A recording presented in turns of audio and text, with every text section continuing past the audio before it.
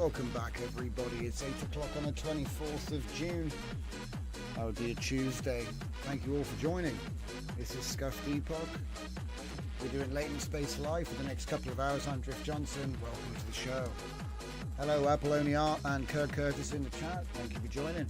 It's always good to see some familiar faces at the start of the show. Hello to everybody, if you're arriving late, watching live or watching later. There is a link in the Discord which has been fixed. Link in the Discord. There's a link in the description which has been fixed if you want to join our Discord. And we're going to have a chill out Tuesday session tonight, so it's going to be nice and easy. And we're doing another, get ready for it, we're doing another laptop stream. So I'm actually in front of the singularity tonight. We're not in the black void, we're in a new dimension. But if you're a regular, you've already seen it before. So, I obviously do a lot of my stuff on this machine rather than wherever else. So first thing I want to show you is the advancements in Zero Vector version 3. Breakthrough. Cross-persona coordination tools are now functioning correctly. So let's make a new chat and let's ask it. I'm going to say, in my book, there are 2 fictional countries. We're getting straight into it, aren't we? There are 2 fictional countries. Let's make this a little bit bigger. Can you read that? That's huge on my end. But anyway, it should be fine. It's only a laptop. In my book, there are 2 fictional countries. Alabasta and Brunetia. So we're literally, it's the war of the gingers versus the brownheads. I just made it up. It's not actually from the book. Hey, welcome Dragon Diffusion. Welcome.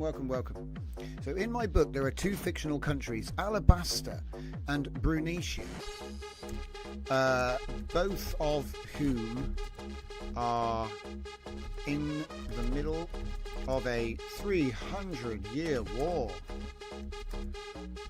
set in an alternate Napoleonic-themed era. Okay, so that sets the tone. The book is now complete, and we need to plan the marketing, build the website to promote the new saga. Okay, what else do we need to do? Something else more complicated. And speculate potential merchandising. Okay. All right. Okay. This looks pretty good. So I'm going to say we can use the cross-persona coordination tool to write out the response to a document named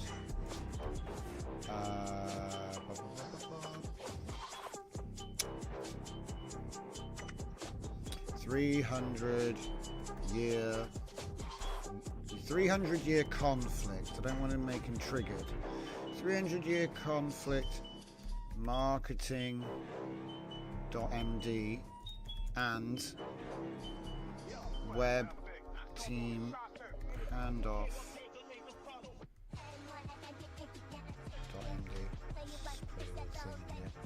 Right. Okay, so we need to build the website and do the marketing, right? That's what we're going to try and do. Let's see if we can do it. Now, this is a go for it test. I haven't even checked if it's running. I hope it's running. It might not be running. That's running. Okay, it's running. It's running.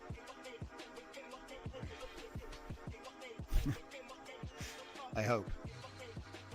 So he's going to execute the workflow with Landgraph in Vector 3. Okay, so you can see here we go. User ID, book author 1, workflow type, cross persona, enable memory, cache, confidence, 8 max reasoning steps, and error. Let's try again with a slightly more different thingamabob. There we go. I stopped asking for so many things. And then it did it. See? Finalize. And then multiple experts. See how quick it was? Multiple experts have collaborated to provide comprehensive guidance. So we got helpful assistant. He connected me with a technical colleague who's having trouble right now. Oh my god. Sorry guys, I cracked myself up. That's the best. Man, these things are getting smart. He's out for lunch. Isn't that amazing? Okay, so the technical expert, everything works, but the technical expert failed. So then what did he do? Just imagine it. Yeah, he just imagined it. So what he's writing up is just the fallback to AI.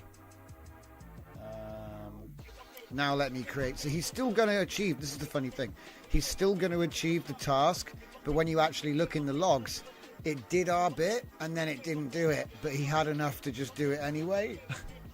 Brilliant. It'll just fall back to normal AI. It's not actually doing the thing. I'm guessing what I forgot to do was tell it to create the personas first. See, the other workflow I use has that built in, but cross persona doesn't. So I suppose it expected that the personas already exist. So what we'll do is we'll do a repeat tweet.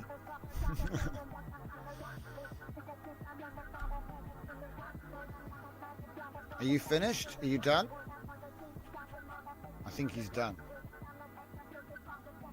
It's hard to tell because we're zoomed in so far. Oh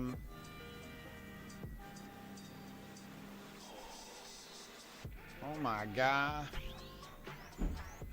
Okay, cool. Yeah, cool. He's telling me what a great job we did. Okay, let's try it again. But this time I'm going to say...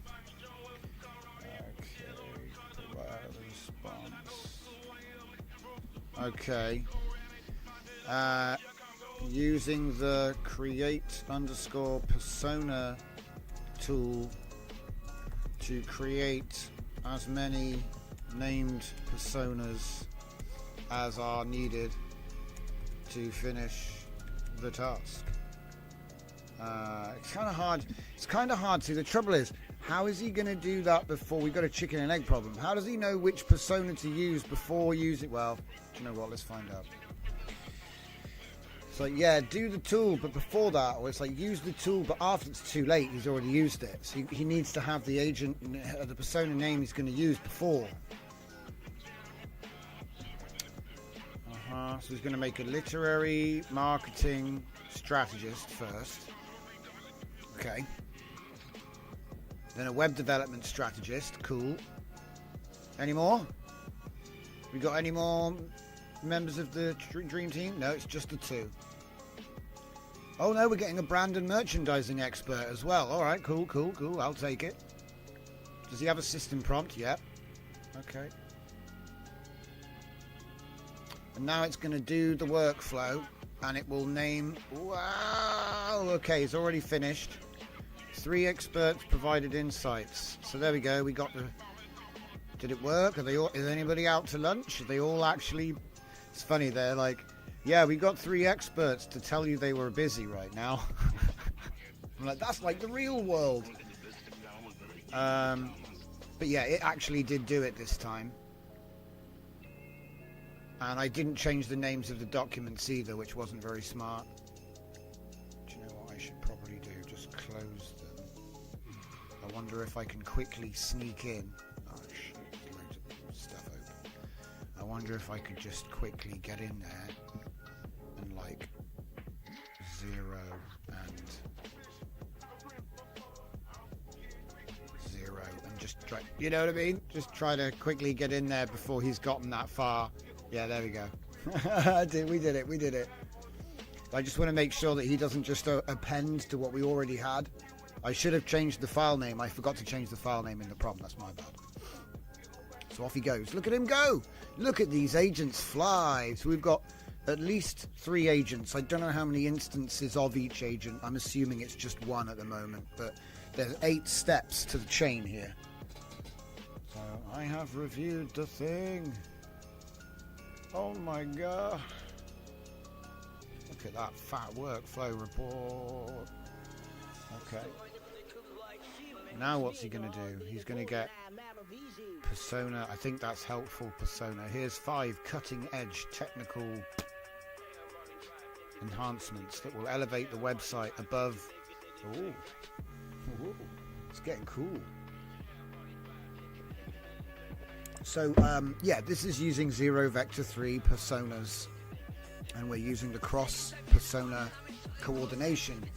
So this is literally what happens when you go on to Claude Sonnet 4 you'll notice if you look into thinking that he's actually spinning up a bunch of experts. It's not just a fancy prompt. It's something like this, but obviously theirs is better than mine. Mine's primitive because I've just tried my best with what I've got to try and emulate or recreate the same approach from scratch, I guess. I mean, Landgraph was a big help. What? Why are you trying to read that? Oh, make a new one. Hey, he's too smart. No!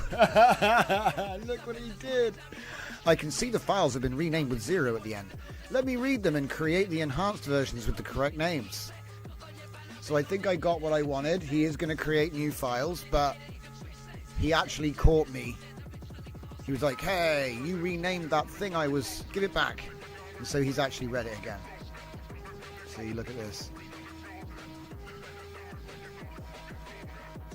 With the correct names without the 0. Okay, I might have gotten away with it. I might have gotten in there and like switcherooed it out there quick. But the funny thing is he caught me. So he knew what I did, you know what I mean? He's like, so what? You renamed the files? I can still see them. I love that kind of thing. Drift, have you tried Claude Opus to spin up your agents from scratch?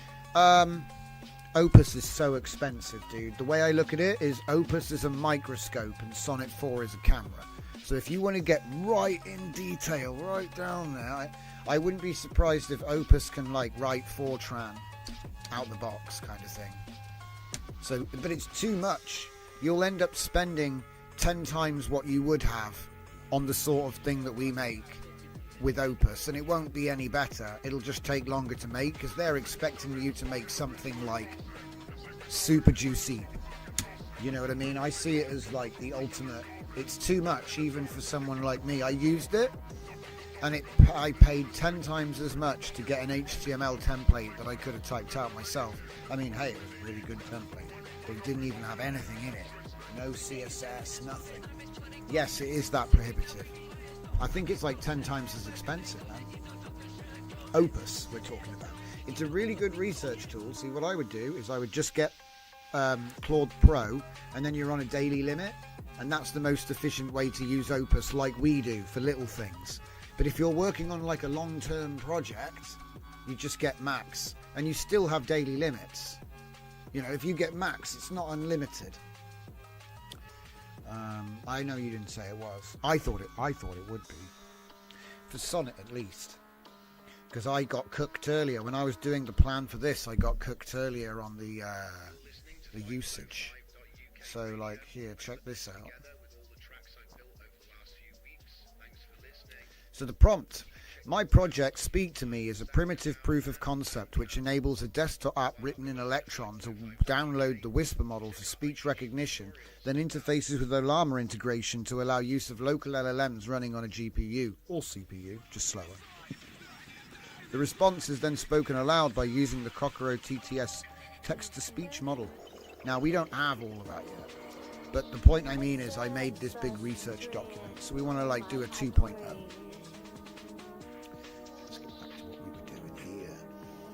Because I want to see what the end result is. We're finished. So let's have a look at what we got.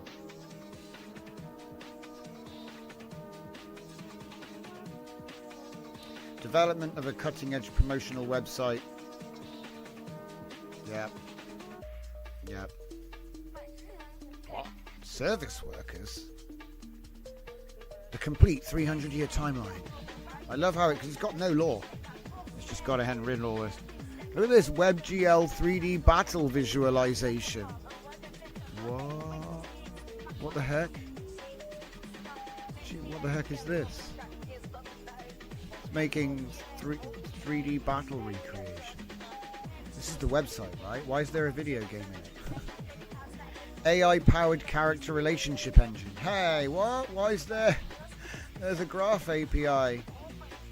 What? Real-time... What? Has this... Am I in the wrong project? Why are you talking about that? That's insane. So it was like going to put the... Look at this. Machine learning recommendations based on user engagement. It's all over the place, this plan. Socket.io.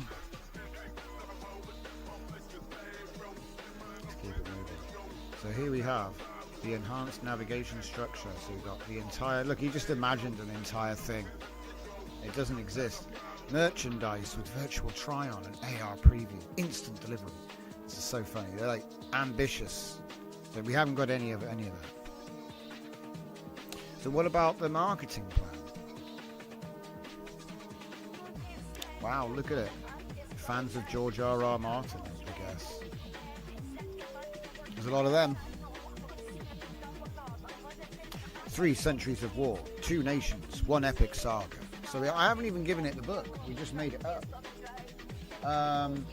If I need to do Max, I would Pepsi Max and Blast. Okay.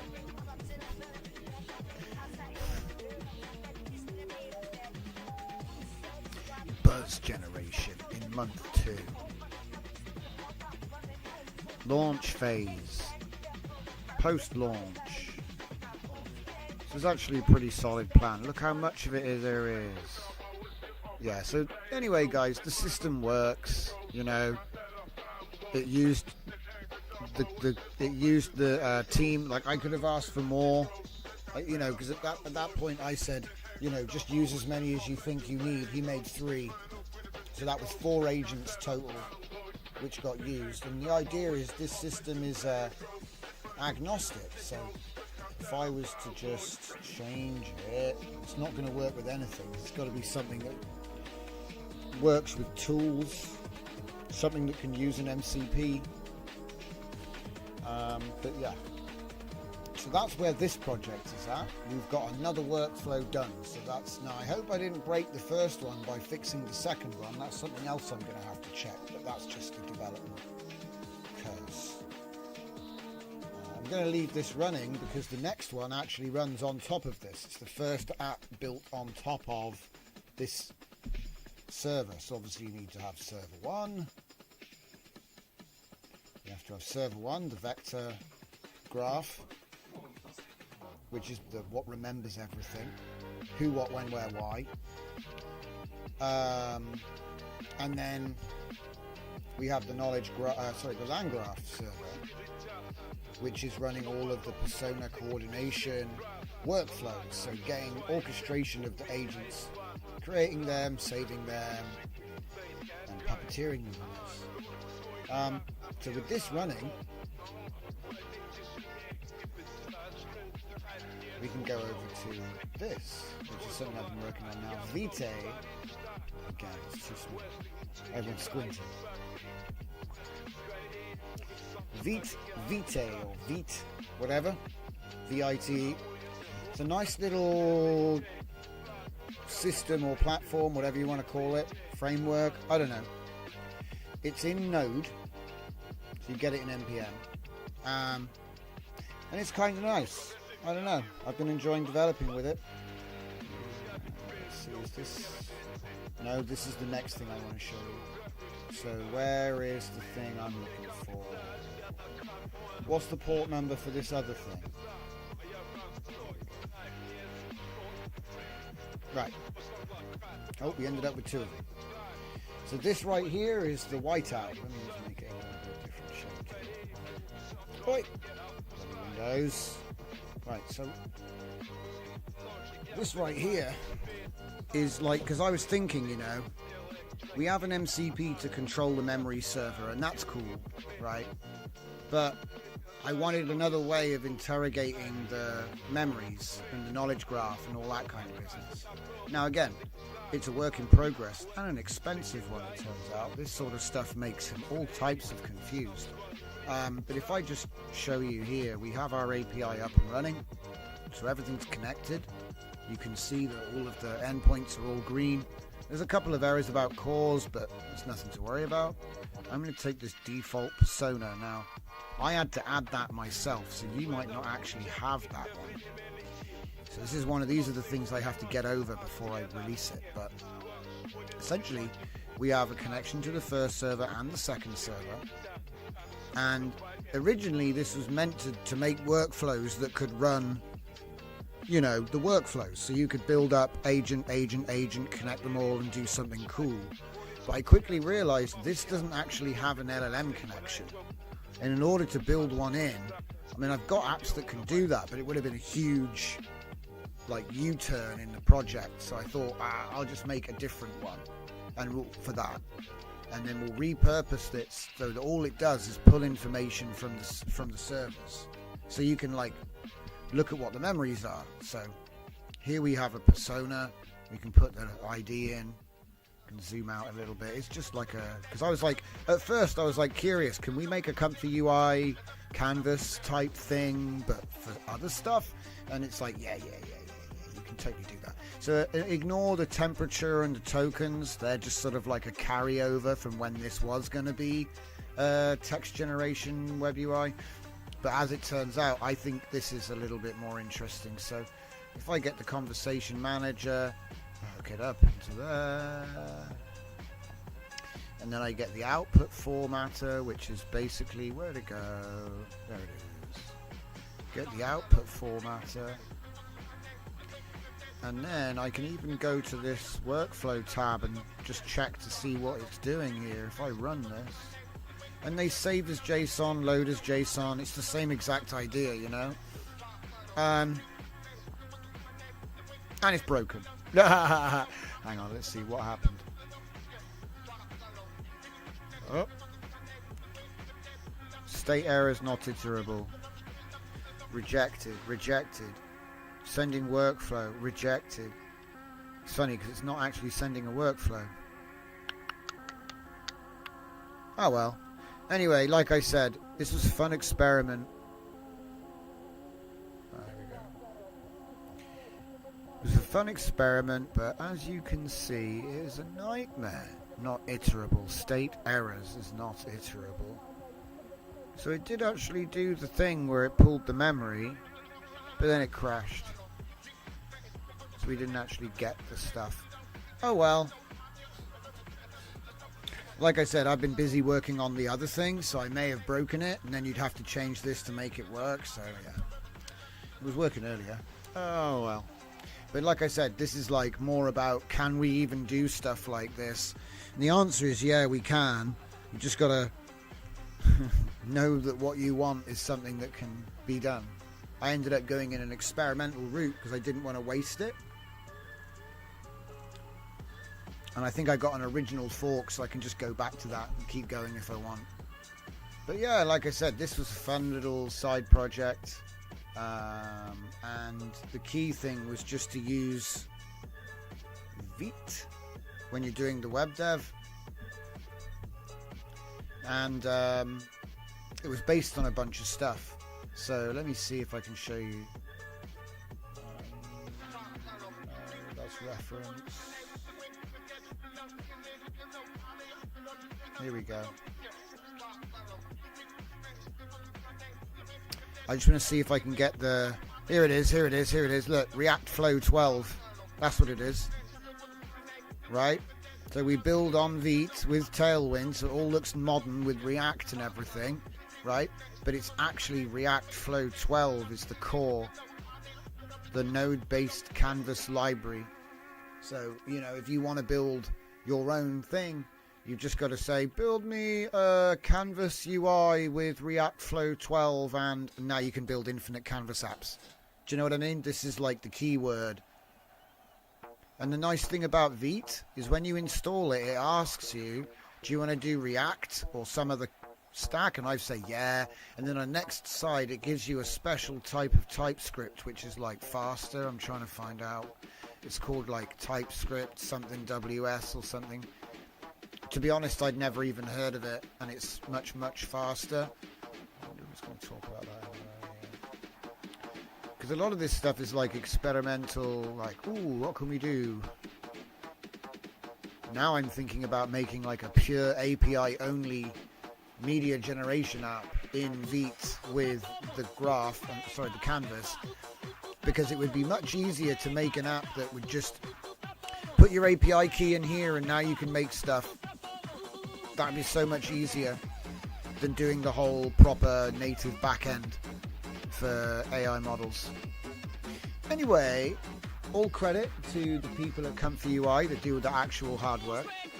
But yeah, like I said, the prompt and everything, I'll be releasing in due time. So that's this bad boy, the Vector GUI. New type of GUI, do you know what I mean? It's like super clean. It's not Electron, or, you know, it is React, but it's kind of not as well. It's kind of cool.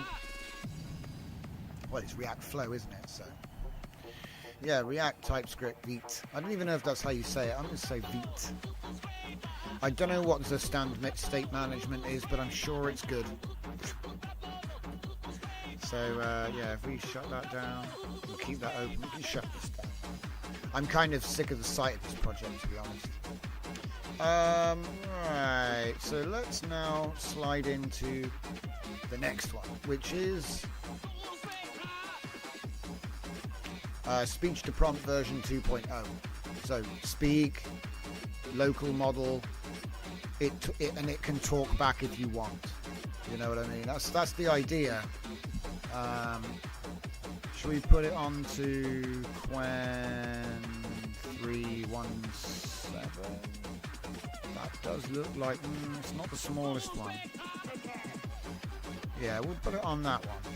I'm thinking about getting Quen 307, guys. I think that it's pretty sweet, very small. System prompt, you're a helpful assistant. Yeah, sure. Test. Oh, why did it change back? That's a bit weird. Do you see that? It wasn't just me. Okay. I don't think the rest of it works yet, see? Ah, there we go. Quen 3, 1.7. You are a helpful assistant. So now we've got to fix Whisper and Kokoro. I don't even know. This is all like nonsense. This is placeholder, see, at the moment. And while it's doing that, I want it to cook my speech to paste, but I want to do it as a .NET. So let me just see if I can find that. So while we're working on it, I got something else on the side here. So here's my Red Arrow .NET, okay? And I had an idea because a long time ago I made speech to paste, which is Whisper, but it just puts it in the copy buffer for you, and it didn't really work very well because it didn't have like an interface or anything. And when I tried to make it into like a Windows UI, the hotkey would like you know, the hotkey to trigger it would basically what was it doing? I think it was reserving the key, so then you couldn't use it in Windows anymore. Let's see what people are typing here. Drift, have you tried? Yes, I have. This Matt. Have you read George R.R. Martin's stuff? No. The bloke always has 100 characters, if not more. Yeah, I respect that. What I actually like about the way he wrote, even though I haven't read the books, obviously, I've watched a lot of like videos talking about the writing, but I haven't actually read the books. And I don't mean the TV show, I mean just like people analysing them on YouTube. It's nice to work and listen to stuff like that, you know, just have it there in the background. What I actually like about it is the Fargo aspect, which is kind of a strange thing, but in the TV show Fargo, they'll have 10 episodes, and over the course of those episodes, all these different characters have these completely different stories that are on a collision course. So I like the interconnected world with all these different characters having their own individual stories that kind of all collide in that last episode of a TV show or in the final chapter of a book. Like, it's like the equivalent of a cliffhanger, and I kind of like that. I think it's because it takes a lot of thinking, you know. It's one thing to have a story, it's another thing to do like 6 that all collide in strange ways. Like I said, Fargo is my best pretty much. I don't know if all of them are as the first few seasons are solid. I haven't seen the newest ones. Brilliant acting and all that. Different genre and that, obviously, but it's just the idea that you don't see it coming. You don't see the crossovers before they, you know, suddenly it's all suddenly. But anyway, so what I want to do is I want to use my pointer. I got that red arrow that it goes where you click. I think I'll just say use .NET. I think I'll just say use .NET. Yeah. It's going to be tricky though. It'll be .NET with a settings modal. Yeah, that's going to be the best way to do it, I think. Because then it'll be down in the bottom right corner. It'll just be like one of these little icons down by my ankles. But yeah, the idea is I don't need actually any example from this. I just need to say it's .NET 6.0, please. Or well, it's actually .NET 8. So I'll just say, right, I'm .NET 8. Okay. You're like, why .NET 8, Johnson? Because I don't really want a UI. I just want it to be down in the bottom corner, and I think it'll be more. I think if you do it with Windows, it's going to not like break keys. Because the problem I had was doing it with Python was like reserving the key for the shortcut. Nightmare. So I'd rather try and do it native, and it doesn't really need a UI. A settings modal isn't a big deal. It's just to make sure that like Whisper's running. All it needs is Whisper. And like I said, the repo that I'm going to use, I'm going to need this in a minute. So Careless Whisper, I'm making Careless Whisper 2.0, ladies and gentlemen. So at the moment, this is a Gradio app. Now, didn't I make this into Electron? Where's that? This is what drives me mad. Speak to me, no. Speak to me V2, well, that's the new one. Oh, I should have kept that open. Damn, I remember why I had that open now. Because it's got information on how to get the other models. Pip install requirements and then put the model in the right place. So the Whisper gets downloaded automatically, but you have to actually put the TTS in the right place. Okay, so I'll just grab both of those now. We'll figure that out.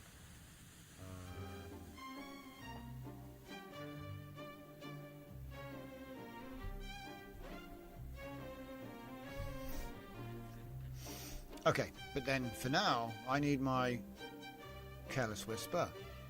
Now, last time I tried to get him to read my GitHub, he failed. So what I've been doing lately is coming in with the Python file and the requirements. He doesn't always need the requirements though, to be fair, but coming in with the Python file. So this is like a different way of doing it. You go into the deep research with a repo URL and go blah, blah, blah, blah, blah. Use this repo. But then what I found was sometimes you waste a deep research prompt because they are expensive. I think it might use Opus to a point.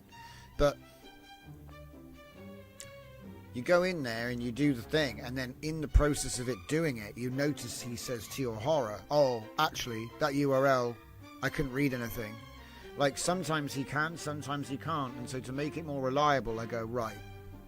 This project, it's speech-to-text.py, which is the CLI version, which I wouldn't bother with because the CLI version was probably what, like, inspired. You know what I mean? Like I made the CLI version work, and then let's make a GUI with it. So when did we do this? 5 months ago. So January, February, something like that. But yeah, the main guts is here, because this is independent. It doesn't use this, to my knowledge. I think this is for... Because back then, I used to make a CLI tool, and then I'd see if we could make a web UI out of it with LLM. So, if I just take this, and we're going to start a new chat. And we are going to add that file.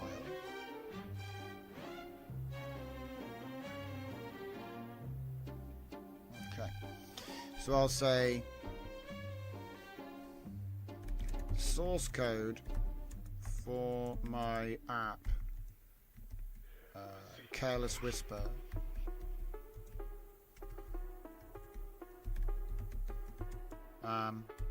is attached.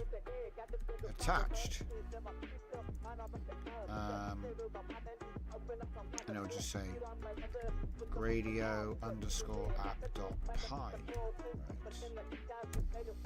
This tool allows for a user to automatically download Whisper, then using user supplied Cockroach. Wait, this isn't Cockroach.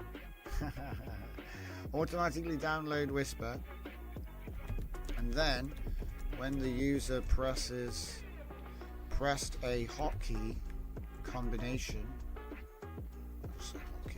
pressed a hotkey, Whisper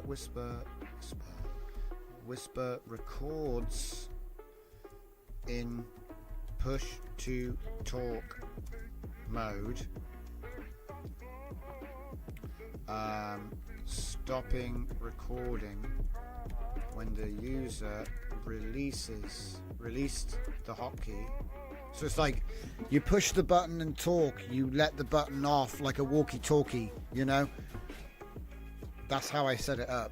You push the button, it records, and then when it just goes bing, and then you have, it literally is a sound effect of me just going bing. But anyway, you take your thing off, and now your copy buffer has what you said in it. That's what it's trying to do. It's not trying to be like absolutely insane. It's doing one very small thing. So I can push a button, and now my copy paste is what I said. That's what it is. Speech to paste. And it's not supposed to be complicated. It's just supposed to speed things up, like simple, quick stuff. I don't know how reliable it is, but I used the medium model, so it should be pretty good. I figure the large model's overkill. But anyway, I want to update it to 2.0. So, Careless Whisper 2.0. This tool allows, so basically the Careless Whisper name, in case you're wondering, yes, it's a play on the song from the 80s, but it's not, that's just a coincidence. It's because a Careless Whisper, when using this, screws it all up, which is the nice scuffed angle of the app. Because if you Careless Whispers screw up your whole thing, because yeah, if you've ever tried to code with voice, you'll find that you're going, make me an app with Java, and then it's like, you know, it'll literally be in there, I'm making Java. So yeah, it wasn't always so great. You have to kind of be good at just rattling off tech words. You probably would get really good at it as well, because it's a bit like Guitar Hero for coders. So yeah, stopping recording when the user released the hotkey, and then transcribing the audio recording. Finally,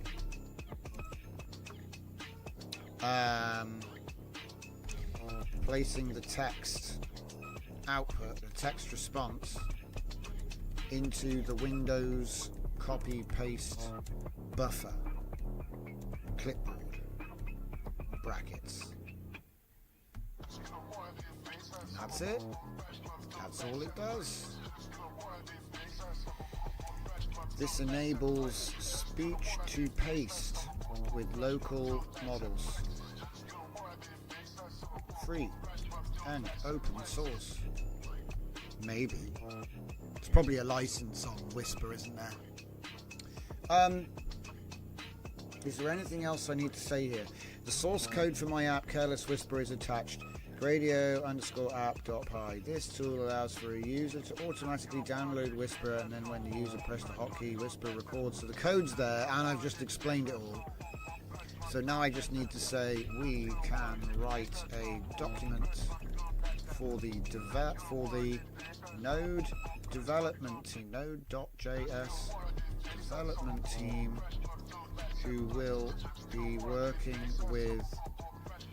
Oh wait, no, it's not a Node team. It's the .NET team. The development team who will be working in. That's kind of funny. I'm just going to use .NET 8.0. Everyone, I'm going to use .NET 8. This will require a set. What's it? What do you even call this thing down in the bottom right corner? Does anybody know? I've forgotten what it's called. Notifications. It's not that. Taskbar. Notification area. No, I've forgotten what it's called. It's like Windows 98 features. I think it's just the taskbar. Why do I get the feeling it's not? The notification area. What is the name of the notification area? I need to get my terminology right. What just happened? Wrong keyboard, Johnson. Okay. Yeah. What is the name of the Windows notifications area? System tray. Thank you, Zanelli. I just had a mental blank. I forget words like agnostic on a weekly basis, so I appreciate that. Google says system tray or taskbar. Notification area. Right. Yeah, great. Your word is better. System tray is correct, I'm sure. It is. So yeah, this will require a system tray icon with a settings modal to allow customization of the hotkey, which functions with push to talk type. Doesn't really make sense. Just blah blah blah blah blah. We're repeating ourselves. There. Customization of the hotkey. Alright.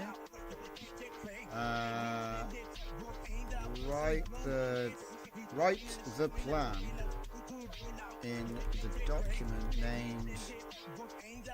Probably should have said this earlier. Named .NET Dev Handoff. Something like that. .NET Dev Handoff.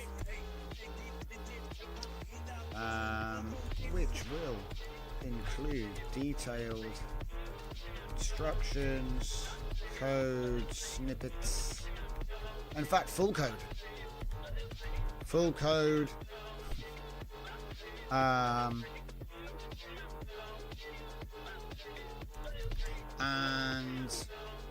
the results of the deep search. Love it. Full code and just say detailed instructions with full code required to build toward. Have I already said that? No. Build toward. I swear I say that a lot because it's a nice one. Build towards the first fully working production. I love it. It's like. Have you ever heard of oh, it's the biggest, largest, most big, biggest, largest, most big. It's like, it feels like that sometimes. Like the first fully working, production ready build version 1.0, you know. Sounds like a kid's toy where they just try to get as many things, the longest possible title. First fully working, production ready build. Okay. I'm just trying to think here. We can write a document for the development team who will be working on the .NET, working in .NET 8. This will require a system tray icon with a settings modal to allow customization of the hotkey. Write the plan in the document named .NET Dev Handoff, which will include detailed instructions with full code required to build toward first fully working production ready build. And breathe. You do the same, do you, Zanelli? It's a guilty pleasure forgetting things. Something the AI can't do, not properly anyway. They try and they've just chaos. It's just chaos.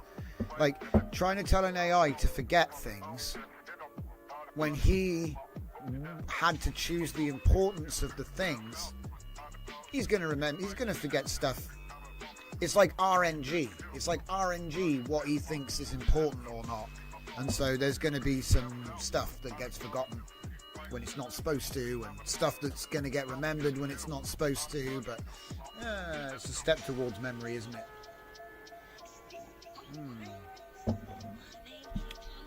So we can write the document for the dev team. Yeah, it all looks good. We'll put the deep seat right. We've got to change that though. I do have a nice thing with this, for that as well. We can use deep research to combine the most optimal route to the first build while paying attention to the example, to the working example logic, because it's the logic, right? He can write the logic in any language, so we're giving him Python, right? So it's important. Okay, now there is one other thing. Pay attention to discrepancies between snail case and other formats, which may create breaking issues while working with different code bases. We will be building for .NET, while the example logic we may choose to mirror in full or in part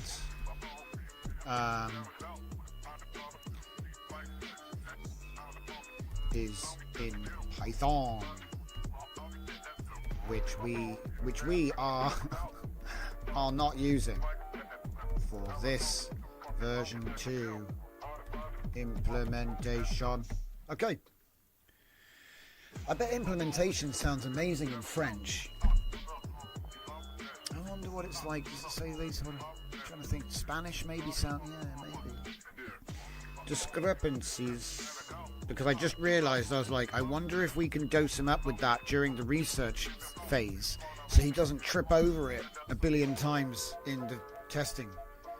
You know, it's a little experiment. I like to bury a little experiment into our thing. You know, so that's the little experiment, guys. You remember a snail case? Everybody remember snail case? So I just quickly tap it in here. So some words, some file names have spaces, which is bad. And so many times we've come around with different systems for dealing with spaces. So I'd say this file, yeah, .png. Can't do it, right? Can't do it, bad. So maybe we could just delete the space and just use lowercase, but that's not very easy to read.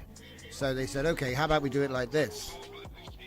Or how about we do it like this, like this? Or how about we go back to lowercase again, like web design, and we just use the dash? That can work too. These all have different names. I forget. I think one of them's camel, one of them's is it snail? Don't know. There's all these different ones, but the one you need to know most of the time is that one, which is snake case. So you've got the underscore breaking up the files, and you can pretty much do what you want. That's what we're used to seeing.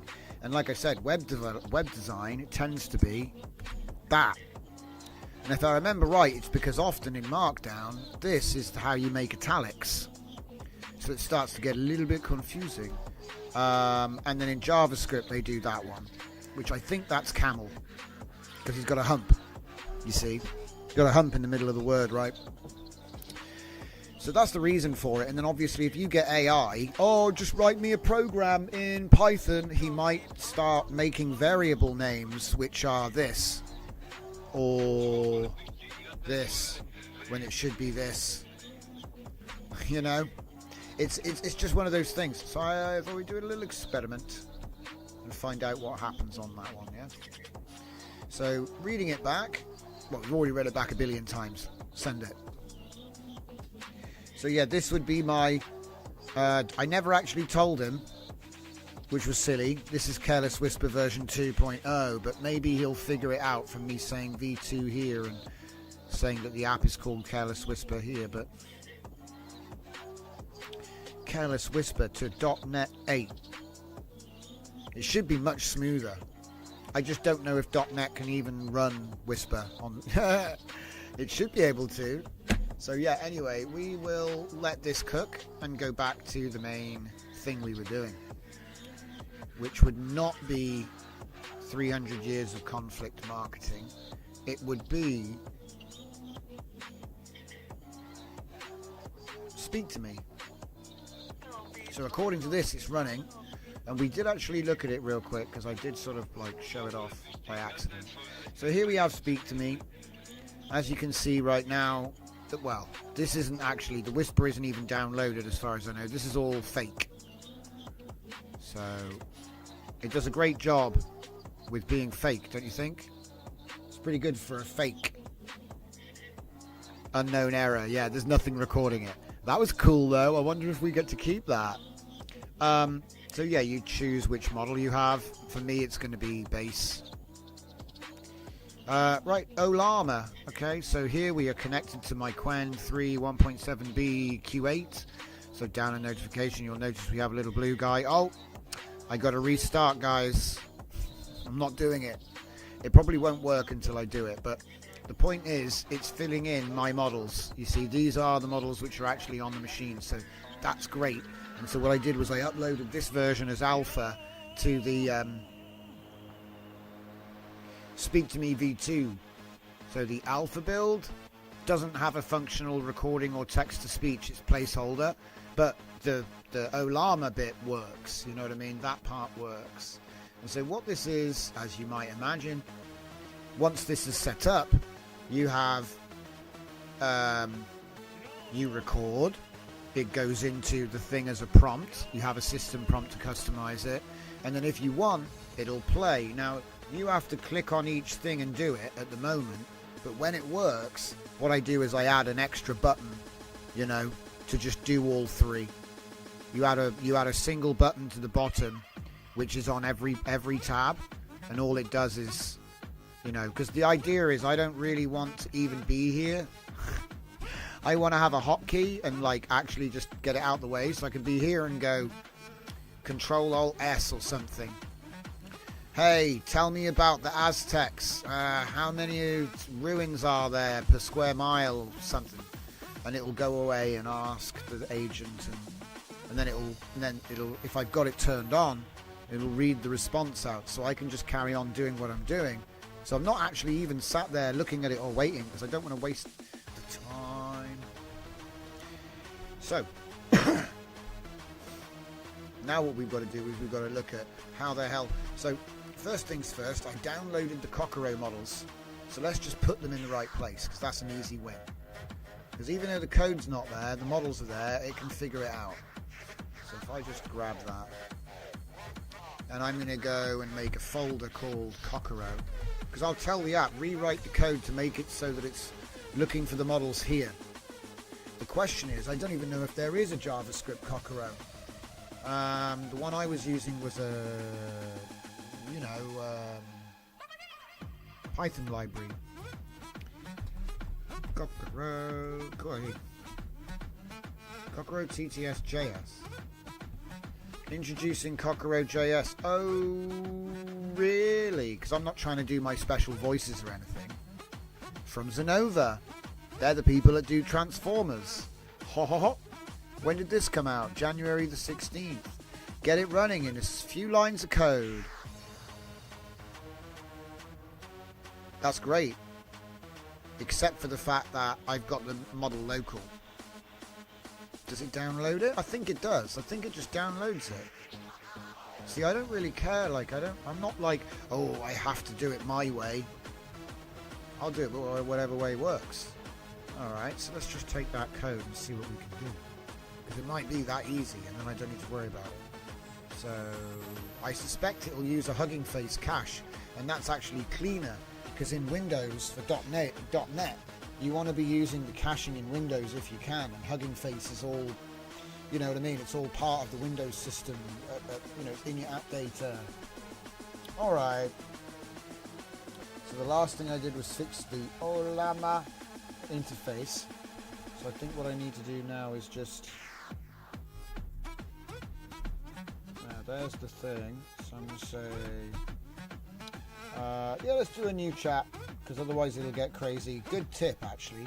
Shut it down. Get rid of it, because it'll include all this every time.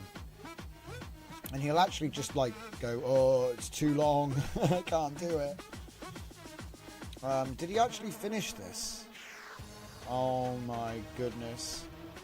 There was like another... Hang on, before I...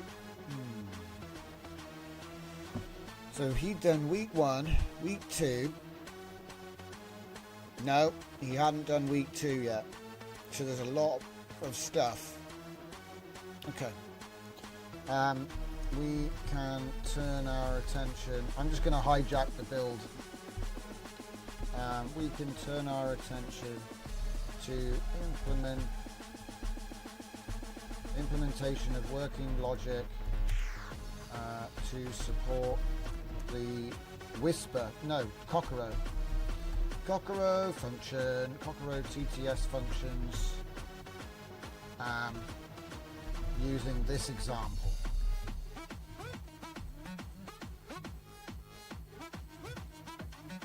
Okay. This should download the required models to the Hugging Face cache on first run, offering an easy route for the .NET implementation. Wait, am I even on .NET right now? Speak to me, Dev. No, this isn't .NET. Shut up. You gotta be careful when you're spinning lots of plates. I'll leave that part out. Okay.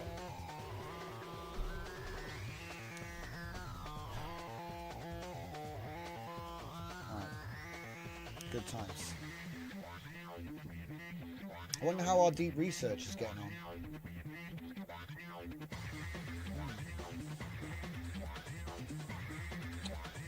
What's that? Song, please. Lol. Let's have a look. The song right now, hopefully I read that and it's still the same song. This one is Vector Protocol, and it's a John Sent original. So yeah, it's up on my Spotify. I think it's part of one of my rare... I was trying to do 90s Chemical Brothers, like Future Sound of London stuff. So it's kind of like techno. Kind of like techno. But it's got a bunch of like flourish. It's techno with flourish. Like what you would get in the old rally games and Wipeout, stuff like that. I was trying to do a bit of an album like that. The only complaint is that he's too much of a show-off and the music develops way too much. And some of the samples are too modern, like Daft Punk, which hadn't actually happened, like the new Daft Punk hadn't happened yet. But like this bit here is pretty solid. If you meant the song before, I can tell you, the song before was Lo-Fi Tube, which was part of my Study 5. But if you meant this one, it's Vector Protocol. It'll probably tell me what the name of the album is in a minute, I forget. Alright. So where were we? How are we doing? Oh, okay, so we got a plan back, so let's have a look at that first. So, existing structure, complete class structure, blah, blah, blah, but it's all mock. Yeah, exactly. Cockroach.js package is not installed. Yeah, okay. Add the dependency, install it to TypeScript, blah blah blah, compatibility even. Update the model to use that, replace generate, implement model, ONX, handle quantization. Yeah, I hope it downloads both models. I'm guessing it downloads the whole thing. Replace the sine wave mock with actual Cockero audio. Yeah. Handle audio format conversion to web compatible format. Nice. Dynamic voice discovery instead of hard-coded voices. Map voice IDs to existing interface. Actual available voices. Wow, listen to that retro static. Or is it just my headphones are falling out the socket? Oh, that's not static. That's a bloody welding torch. Or something. Oh no, it's an ultrasonic cleaner. Oh my god. I was sat there going, wow, that retro static effect on the track's really good. And then the track changed and it's still there. And I took my headphones off and I'm like, oh, it's just an ultrasonic cleaner running in the other room. It's not what I thought it was at all. Okay. I mean, if it can detect the voices, fine. That's fine by me. So yeah, it does. It does quantum. It does the cache, and then we're doing Q8 quantization for 4 GB memory constraint. Well, hang on a minute. Can't it get smaller than that? I thought it was smaller than that.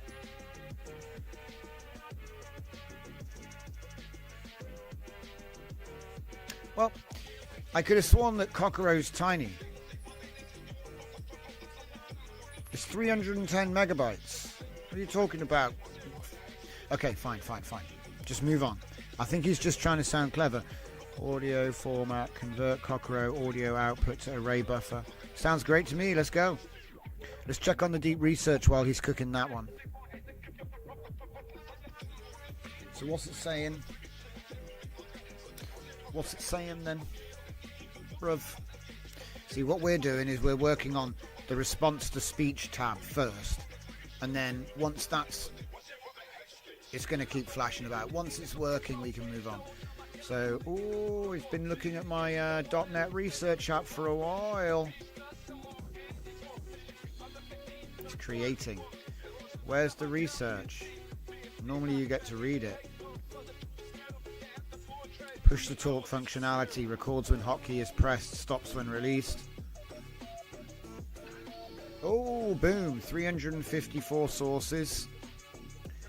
H notify icon recommended with sharp hook. I don't even know what that is. Listen, guys, I'm pretty experienced, but you kind of have to be in a niche to know all the stuff.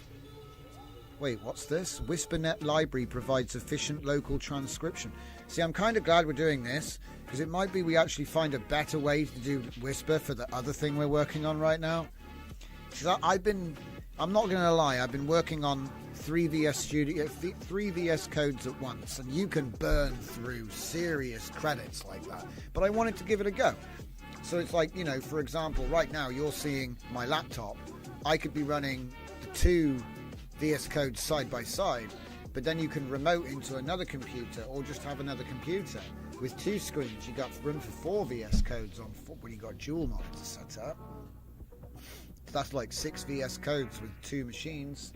And we haven't even done virtual desktop. You get virtual desktop, you got plenty more room, right? It doesn't take up much resources, and then it's a budget thing.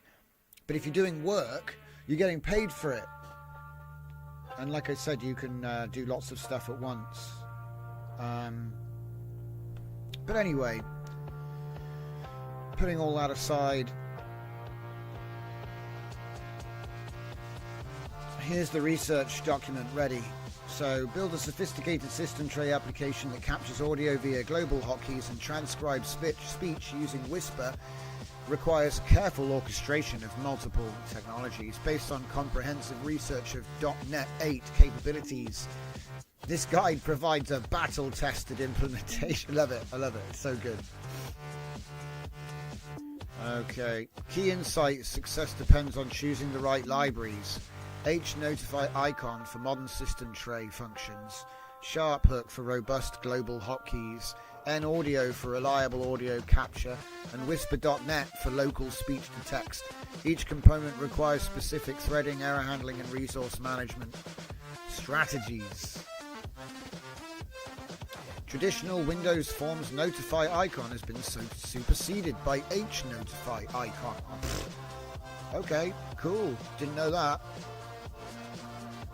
Like I say, I don't really know much about .NET. I used .NET when it was like version 2 and 3. So I don't know much about .NET 8.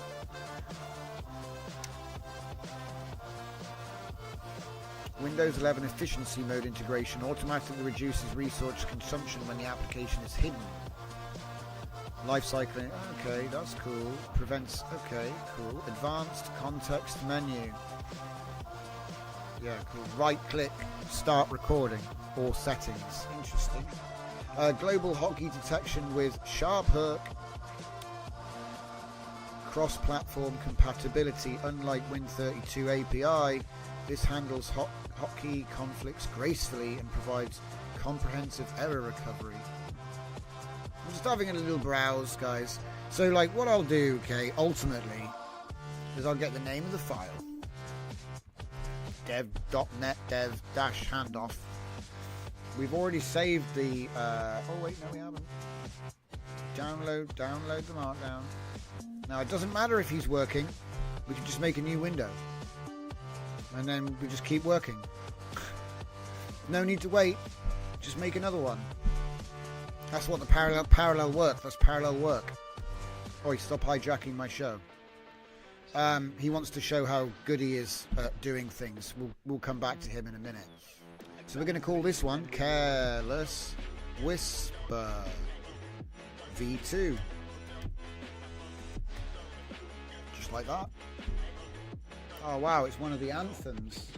Zen slides. Going back to that track request. Vector Protocol is part of the Outwiped album. So look for Outwiped. Not Wipeout, for copyright reasons. It hasn't actually, I didn't steal anything, it is original. The one before that was Header.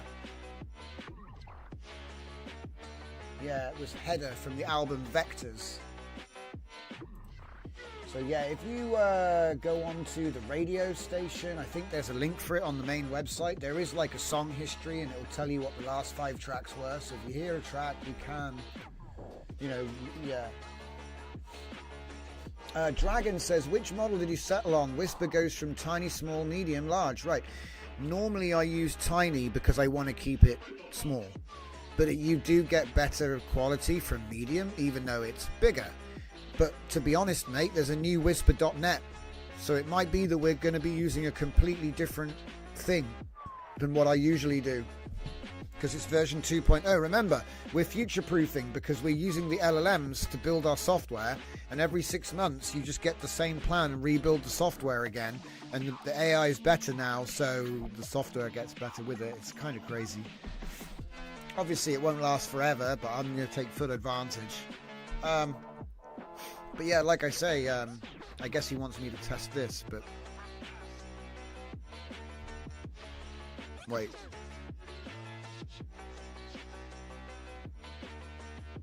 I'm not hearing nothing. Oh well, don't worry about it. Don't even worry about it. Oh wait, is there problems here? 9 errors? Oh, he's still complaining about Whisper models. Right, so we need to solve that next. Okay, so we can come back to that. Oh wait, actually, run dev and then there's no errors. So actually, maybe I'm wrong now. But anyway, let's not get too sidetracked. I need to remember to put this file into the Careless Whisper and change it to .NET. Ooh, .NET. .NET dev team handoff.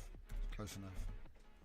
I have started putting those sorts of things in a docs folder because it seems to be like what everyone does. Why not? Let's see what else is going on. Close that down. So I can get that one cooking straight away.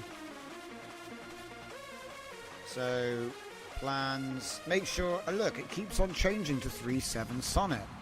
I don't know why it keeps doing that. I'm going to go for 1024 thinking tokens. There we go, 1024. So it's like barely even turned it on.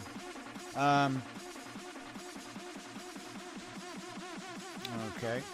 So then it's really simple. You just go, we can execute the plan defined inside at .NET dev thing. Okay. As we work towards the first fully working production, love it, production ready build. Oh, production ready, and then title, Careless Whisper,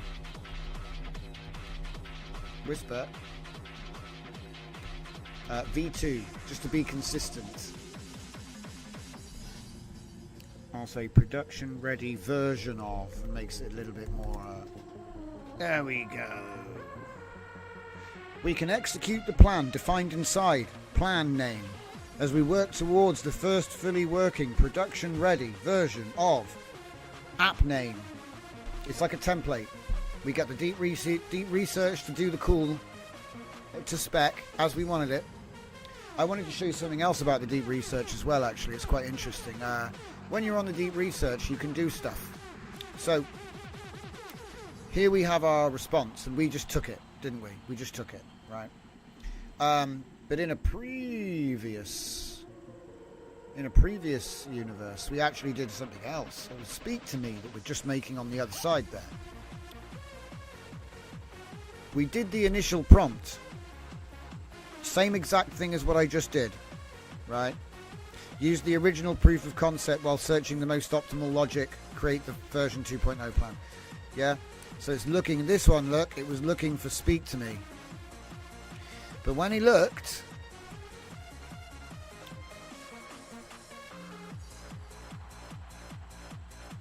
wait.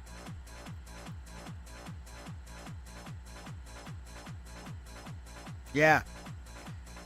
It's missing. Open it up. No. Plan. You got to dig in. Analyzing an existing thing. Speak to me. Yeah. Query type. Depth first. Where is it? Did he actually manage to read it this time? Oh, okay. Fair enough. So he actually managed to read it that time. That's weird though, because when I was doing this, I specifically remember that he said, oh, I can't read that. And so my first response is, here's the code. So I gave him the Python. And I said, we must use local models. Oh, no, I'm thinking of a different project. He hasn't. So the reason I put the code in here is because he tried to build it. So if we look at the plan, it'll be all OpenAI API everywhere. And that's fine, okay? I love building with API. You know me. I love the APIs, okay? It's great. But I was sat there going, but we could just have a local model for that. It's 200 megabytes, yeah? You don't need to do APIs for everything. Like, I'm starting to wonder, can't we just run the embedding model locally as well? Because it's like, whatever. It would be quicker and cheaper, bottom line. So it's like, do we really need to do that remotely? I start to wonder. And like I said, a lot of people, they're like, we don't want to run anything remotely because security reasons. So this is another reason I try to get it all local if we can. Let's see. Comments. Martin Bernard says, I think you have to input the response. Response text is required. Oh, yes. Response, yes. It's because I haven't done the whisper section yet for this particular app.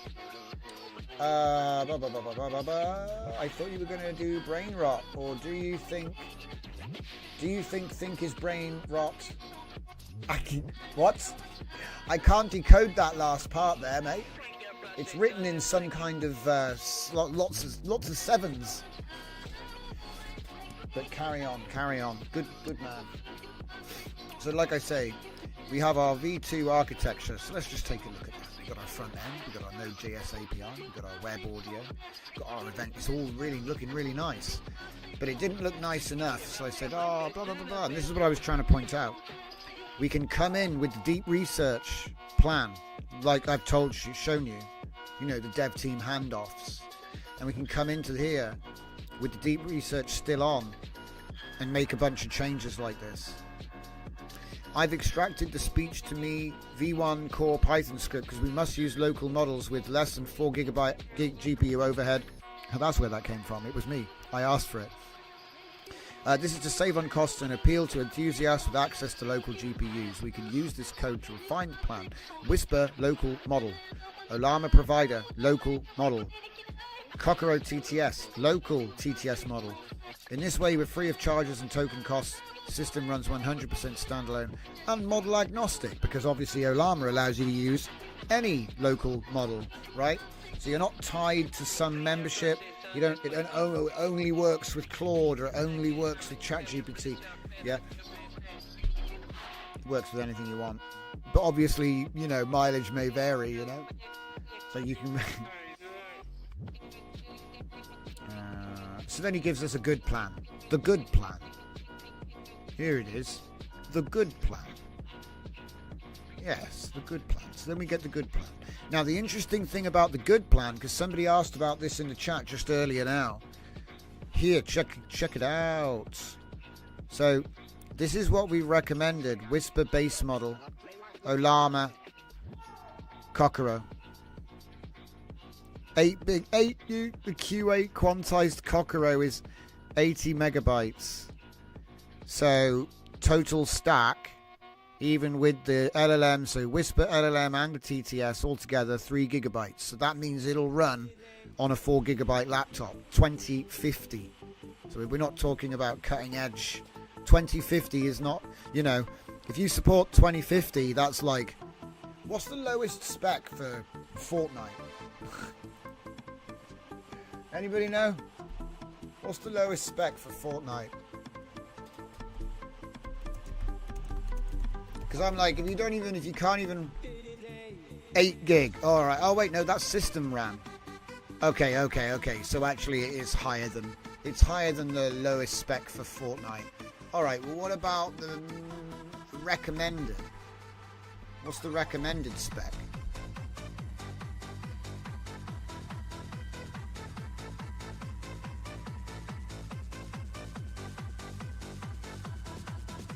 They don't even recommend you have a GPU. A GTX 960 with 2 gigabytes of VRAM. You need 4. So it was 3. I'm going to be using just under 3 gigabytes. So it's like if your computer can run Fortnite, it's a little bit more. I didn't know you could run Fortnite on 2 gigabytes of VRAM. Is that actually real? Do you get like 10 frames per second or something with that setting? I don't know. I've never played it. Right. Speak to me. Modern web application. And here it is. No, wait. Is this the dev team? Yeah. So we haven't done the plan yet. Why haven't we done the plan? Yeah. For some reason I didn't hit go. Or it cancelled itself. That can happen. What's this one? Wait a minute. What just happened here? Have I entered the thing in the... No, that's the .NET. See, I'm juggling. Don't mind me.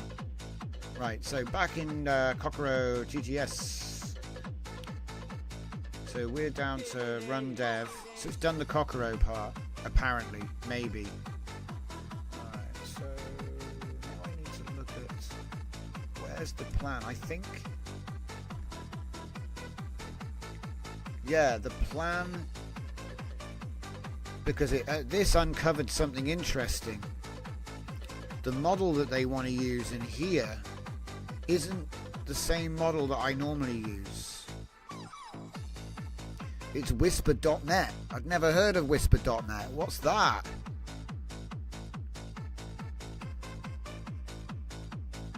Yeah, Whisper.net for local speech processing. I'm interested to see if we can just use that. But maybe it's only for .net, do you know what I mean? Like, this is a .net app. I'm going to go back and look at what it wanted to do. So we've got Speak to Me here. Implement Whisper Transcriber. Transcription, 600 to 1,000 words per minute, it reckons. Whisper Bass FP16, 850 megabytes. God damn! I'm sure Whisper wasn't that big.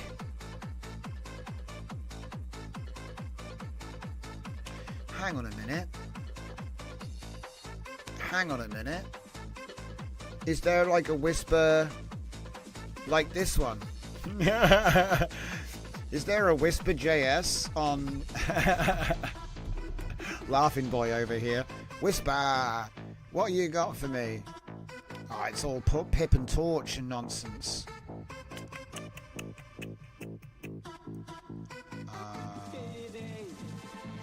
Get another Claude chat. Whisper JS. Let's see. Whisper JS. Do you know it? Can you feel it? So what's he saying? Trying to get an AI dog to talk and type in here. It's not going well. You'll figure it out. Martin says, for local inference, Mac Minis chained together is the current best cheap thing for massive models. People are home labbing 7 Mac Minis with monstrous memory. Hey man, whatever they need to do to keep selling those things, man. Do you know what I mean? There needed to be something which would make people buy 7 of them, because everybody that was going to buy one had one, and they had a bit of a German radio problem, you know? Trouble with good technology is it lasts too long, and that doesn't make money. But yeah, like I say, yeah, now you've got a reason to buy 7 Macs. Yeah. I run Linux. Yeah, I must admit, like, it reminds me of, like, you know how you can, like, dig for gold? You can find gold. It's in the dirt. But the cost of getting the gold is more than the cost of what you can sell it for, the price.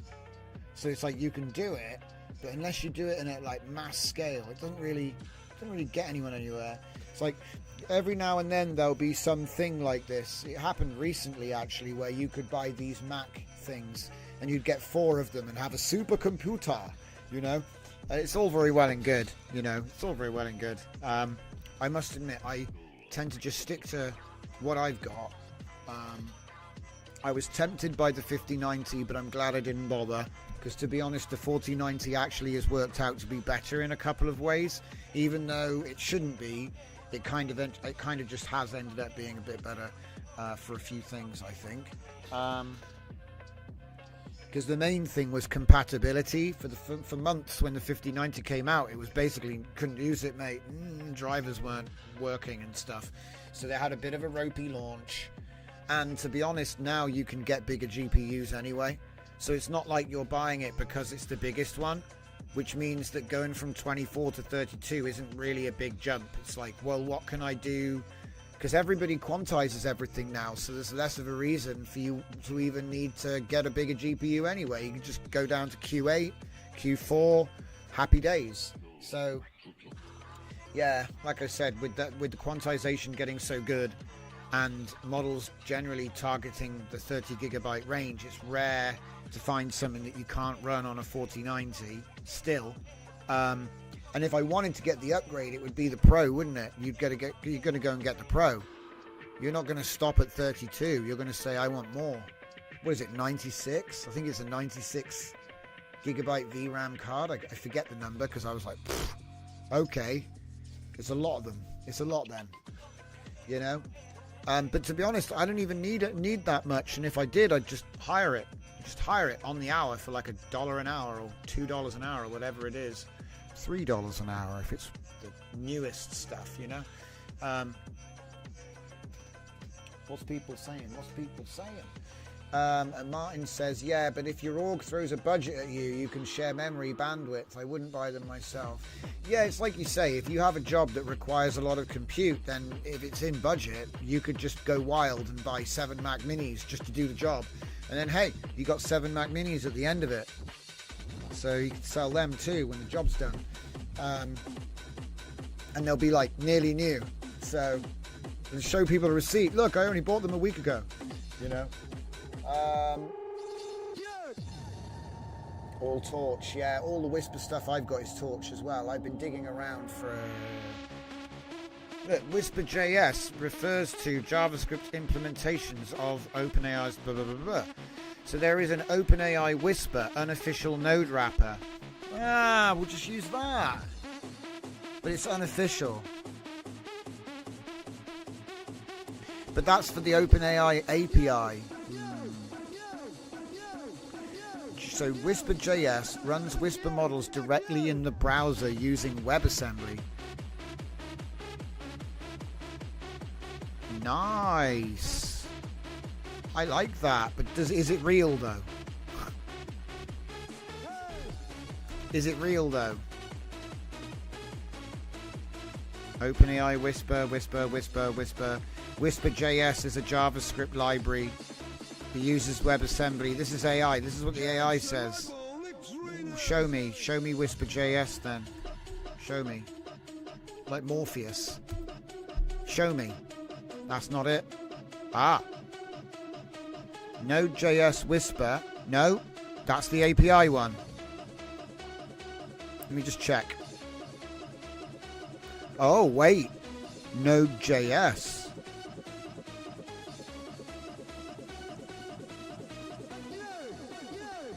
Hold up.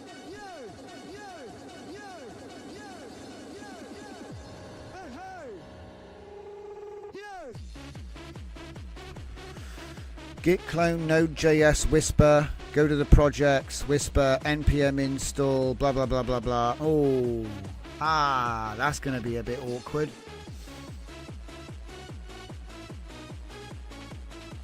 Because really, I need this to be in my project.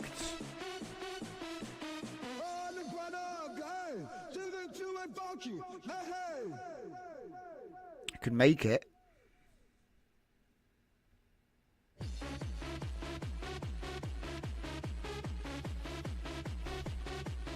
Does it actually...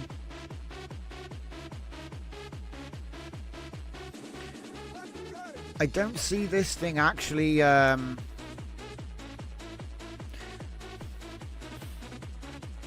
this just an API? Could have sworn I saw it downloading models, but I don't think it does. I think it's just an API.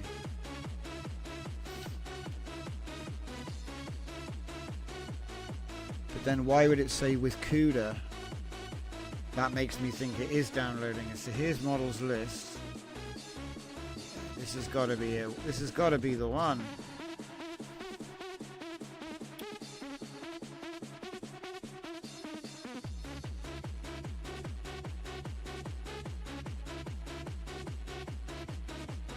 Whisper Web by Zenova. That's the guy I want. I want Zenova. Right, show me your whispers. Show me the Whisper. Whisper Web GUI. Whisper Web. Whisper Web GPU. Whisper, whisper, whisper. Whisper tiny. What's whisper tiny? Whisper tiny? 26 days ago? What's the difference? Oh, okay, that's something else. Image classification. 7 days ago, guys. See, everywhere you look, there's just something else.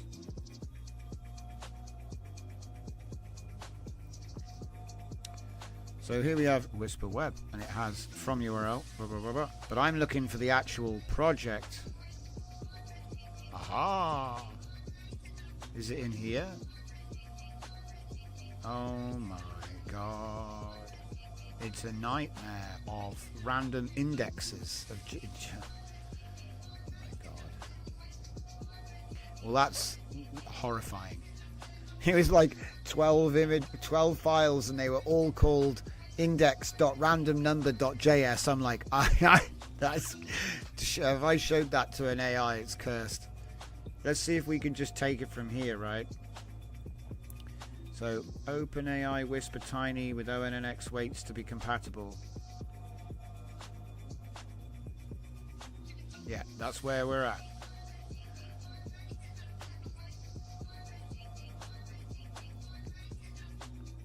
So npm I that, and then use this.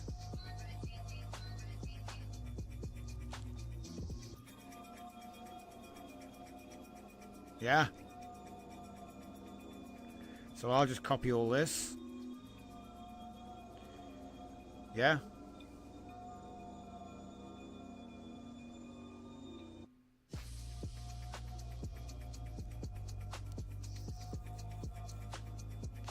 Just copy all that. Go back to our beautiful project. Speak to me. And then we're going to go and say we can turn our focus to the Whisper implementation. Give it a nice, give it a boost, and wait. So let's have a look now. What are we saying? What are we saying, people? There is a term for the gold thing you're referring to. There's a lot of oil in sand that can be extracted and cracked, but not financially viable. There's a term for it. Oh, okay. A lot of oil in sand. Yeah, I guess it's just wastage, spoilage. I call it the minutiae. It's just one of the nuances of everything. Anything you do, there's always something that you didn't know that you'll find out. Otherwise, what would experience be worth if that wasn't the case? It's like the opposite. This is why I look at things backwards.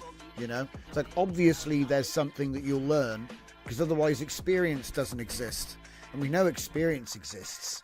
So that means if you keep doing something, you'll get better at it. I know it's like we're saying obvious stuff right now, but when you're working things backwards, that's how you do it.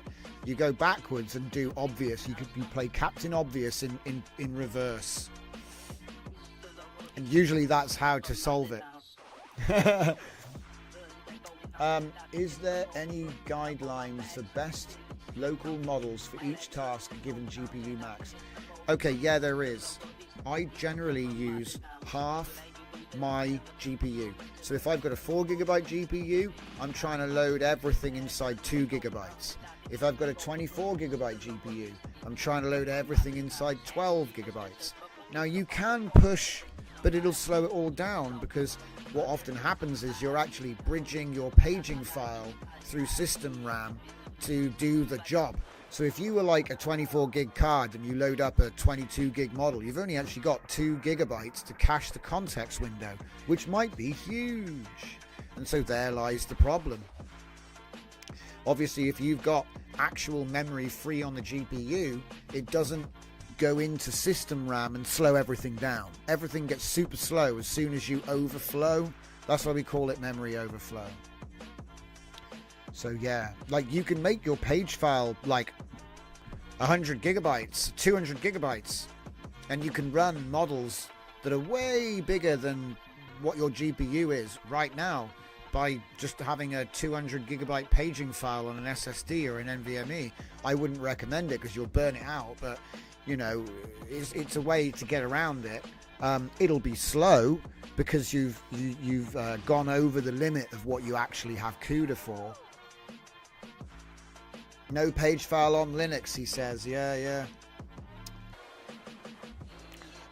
What else have I got to say here? Blah, blah, blah, blah, blah. I tried WebGPU today. Didn't play well with Chromium, so I abandoned it. I don't know what that is, but it sounds interesting. WebGPU. Is it like downloadmoreram.com? That's a great website. Maybe we should go to downloadmorevram.com. But yeah, to be honest, the ext file system is just superior to NTFS.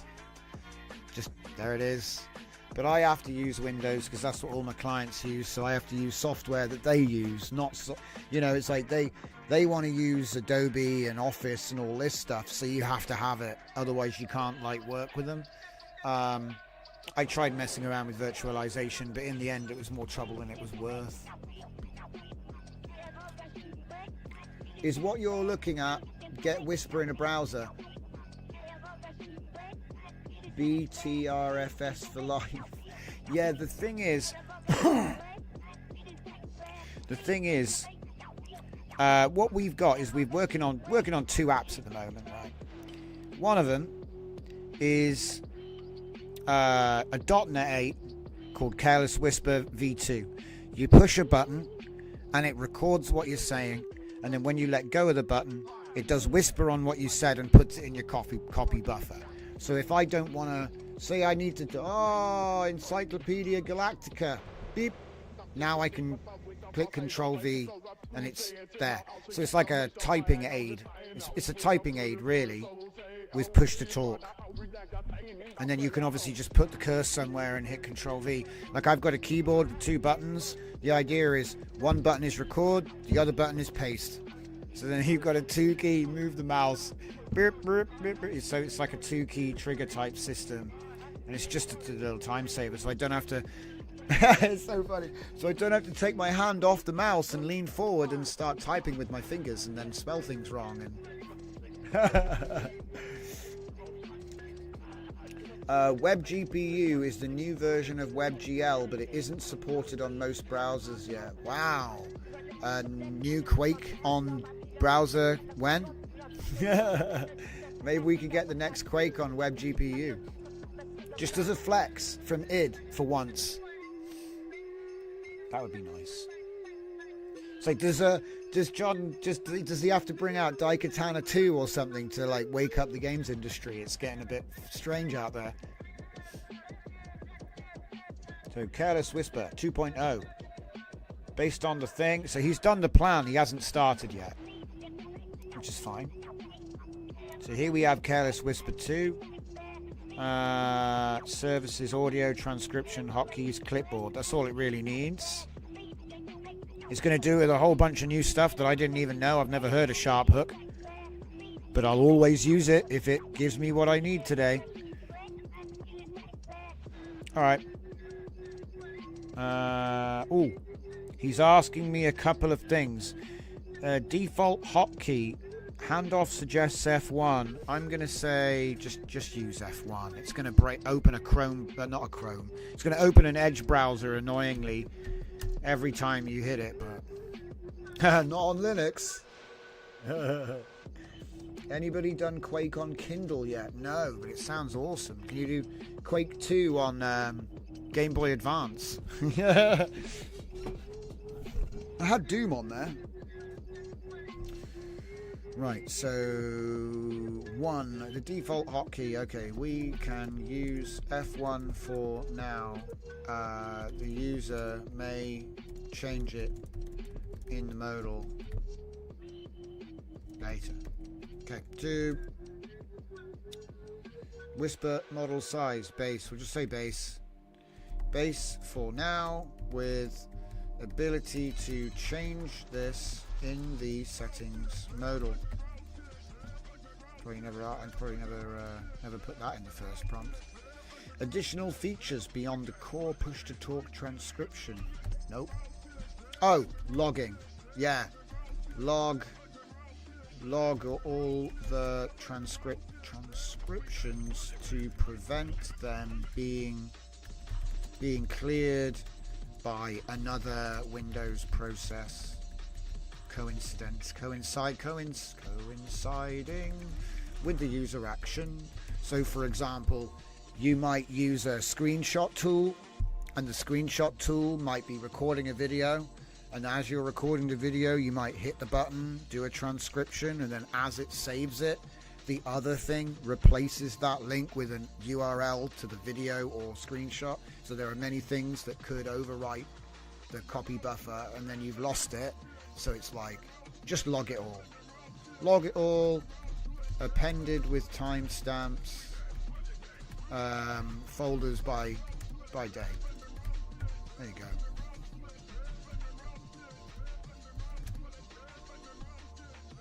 Yeah.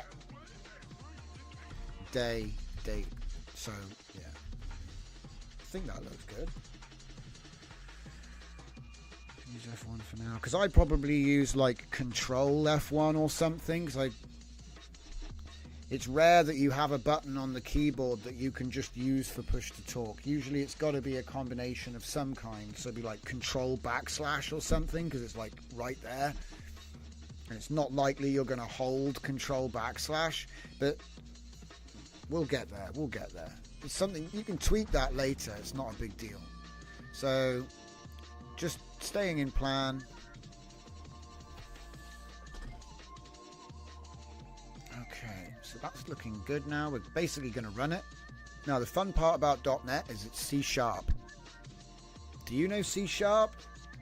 I know a bit of C++, but I got to admit I don't know any C#. But like I say, he knows it. It's like converting French to German for him. He doesn't care. Claude's the man. So it's going to do all of the things. Let's go. Let's just make sure we've actually got, because dudes, like I said, I've been doing a bunch of work lately, and you can easily do $100 a day. Easily do $100 a day. I cannot wait for the local models to make this free. But they're just not there yet, guys. They're getting close, but they're just not there yet. They make mistakes that the big models don't make. It's the bottom line. So at the moment, you've got to pay. But the way I look at it is, a year ago, ChatGPT was not better than the local models now. So, you know how they say, oh, you'll never be able to make ChatGPT with a local model. Give it a couple of months. I know I'm exaggerating here, but I'm an optimist with this stuff. I think it makes sense to bank on successes, because there hasn't been any leveling off, guys. It's like a rocket ship. Just going up, straight up, faster and faster and faster. So, oh wow, there's actually still some money left on there for a change. That's crazy. He's just been nomming up all my money lately. Oh, Jesus. Alright, let's go and check on the other one. We've been giving that one far too much attention. So with the other plan, this is Speak to Me version 2. So we're working on 2 version 2s at once, and that's just on one machine. So once they're executing, we can go to another machine. That's typically what I do. I'll be doing this here. So we've got this one.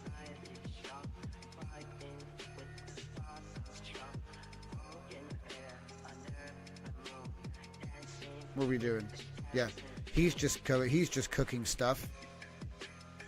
So that's cool. And then we've got this one. We've got the new plan.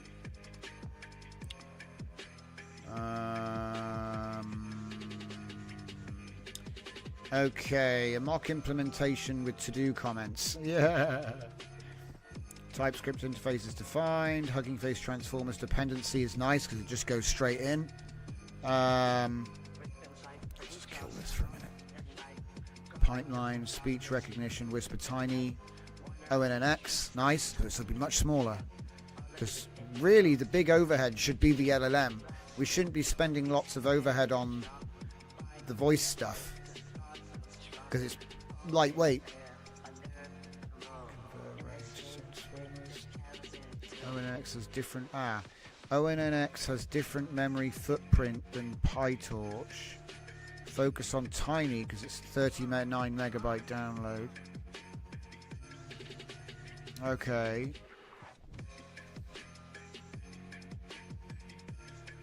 No questions.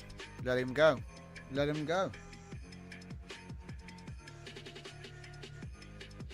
My God, I feel like I missed my coffee time, but it can wait.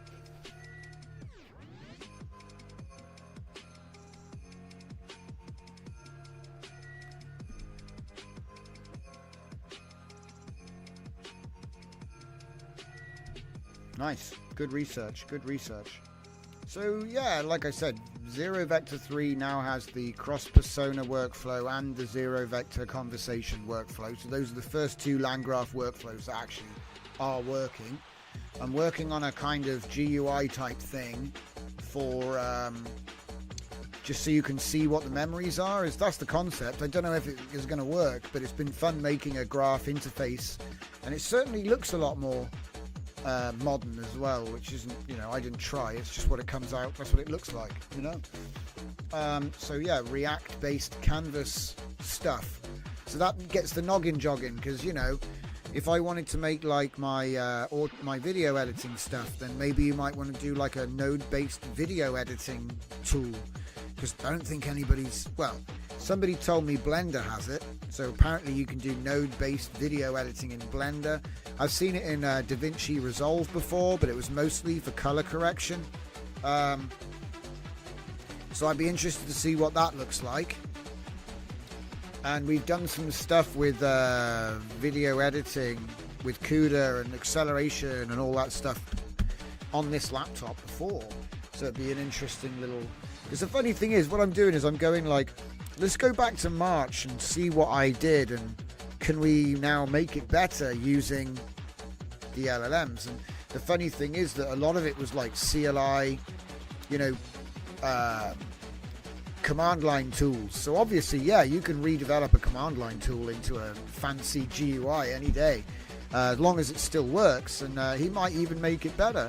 So like I said, I have never used Whisper.net or whatever it was called, yeah? But yeah, we don't generally work in .NET, so probably that's why you've never heard of it, you know what I mean? But yeah, Red Arrow.net was something we made. It was just a red arrow that follows the mouse around, or it goes to where you click, and then you like click again, and you can rotate it in place. So it was for doing presentations, pretty much. And then Kokoro TTS. See, I don't think that, because we found that cool Kokoro JS, I don't really need the code from this anymore. Obviously, that's the original. I gave him the Python, so I don't think I need that.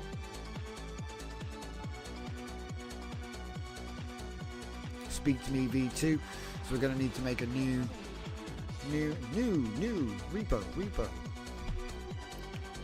And it will be Careless Whisper. Calm down, mate. I haven't even finished typing. Careless Whisper V2.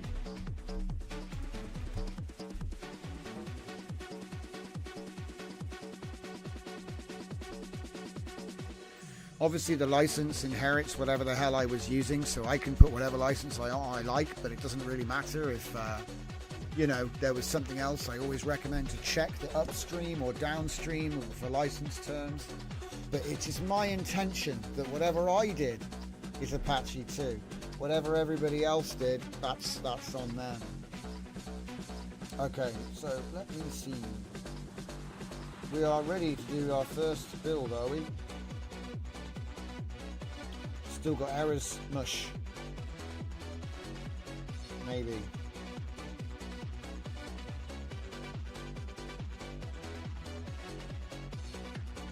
Says he's added it all.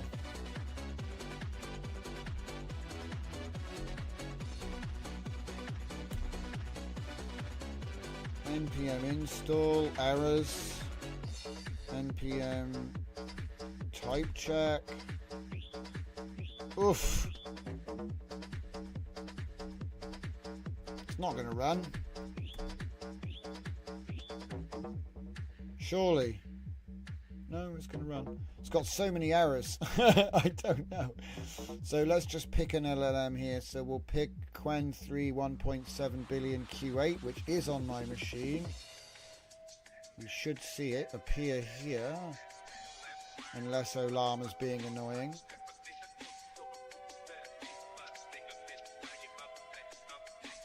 Oh, there it is. So it's connected. That's good.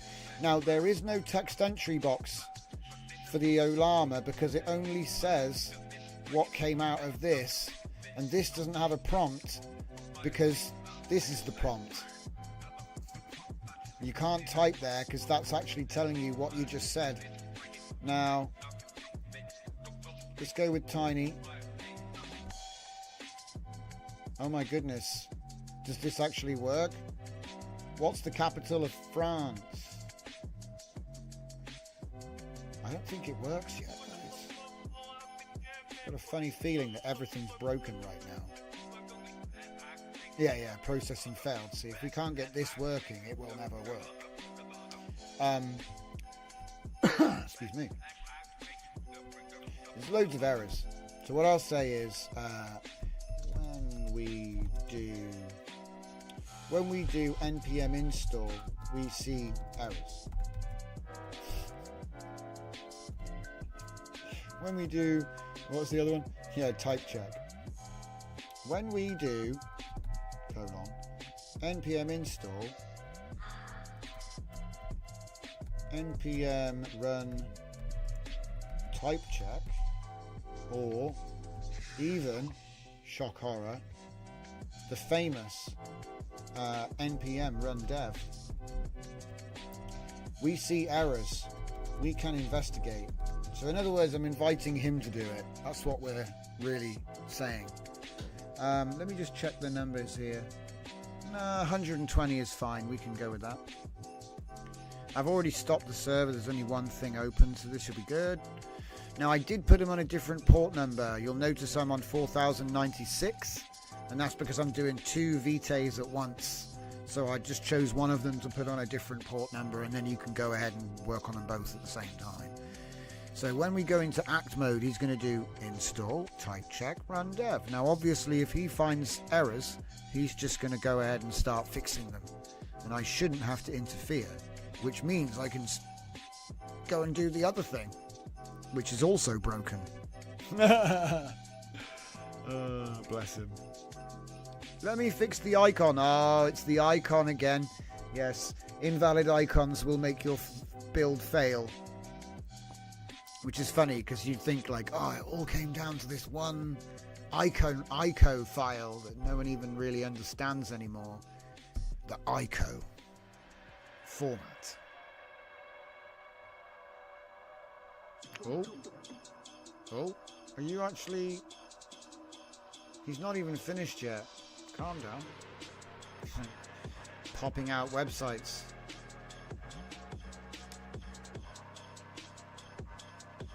Oh, .NET Run. That's the big one.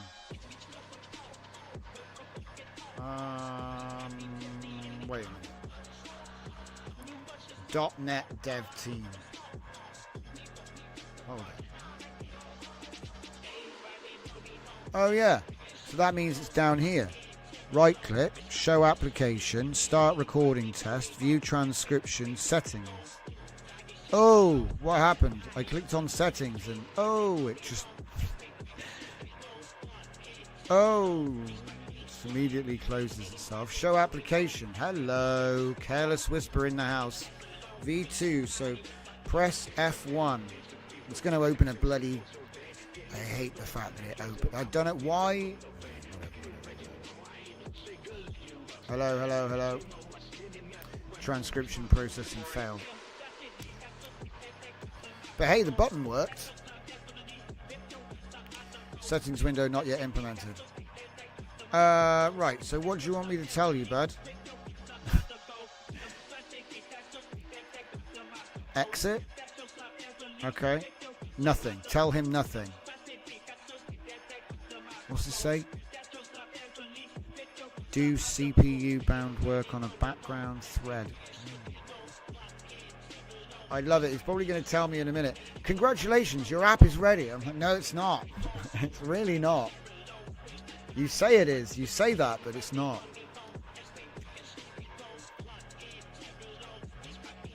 But hey, it gives us a point to sort of go, right, this is as far as we've got. That's a landmark, you know.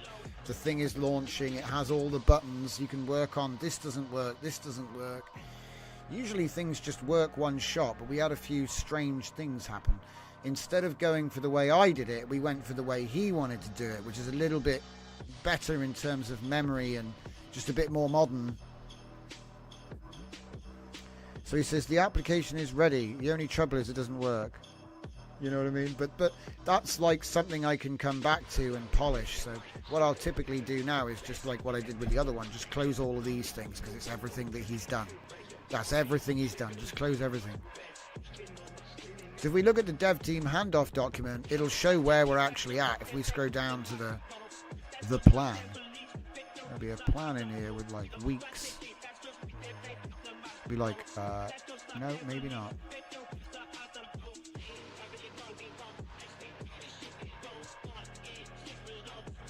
Oh, okay, maybe not. Was this the one there where we talked about the snake case, or was that a different one?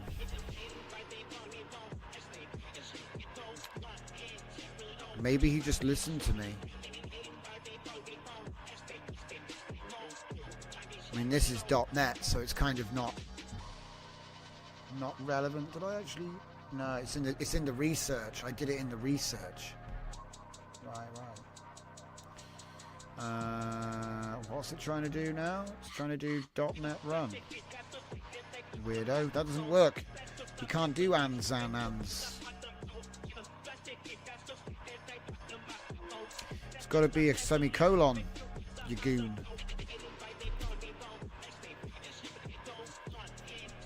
Oh wow, look at that. It made a tiny little thing appear down here. Let's try it again. Hello. Error. Settings window not implemented. Okay. I'm going to give them two. I'm going to say we can proceed, question mark. This is always a good one. It's like mining. We can proceed when he's just finished.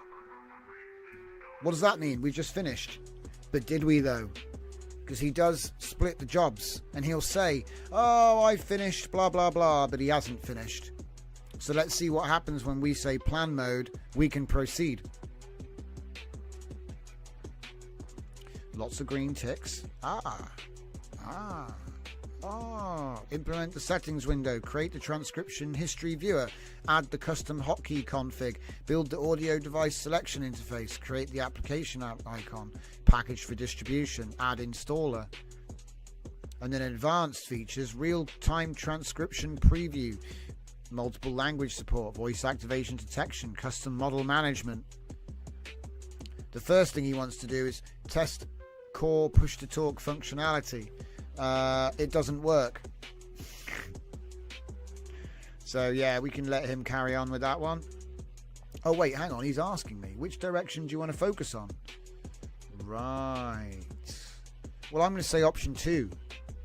Yeah, I want him to do option 2. So let's just copy these. Okay, adjust the plan and hit act.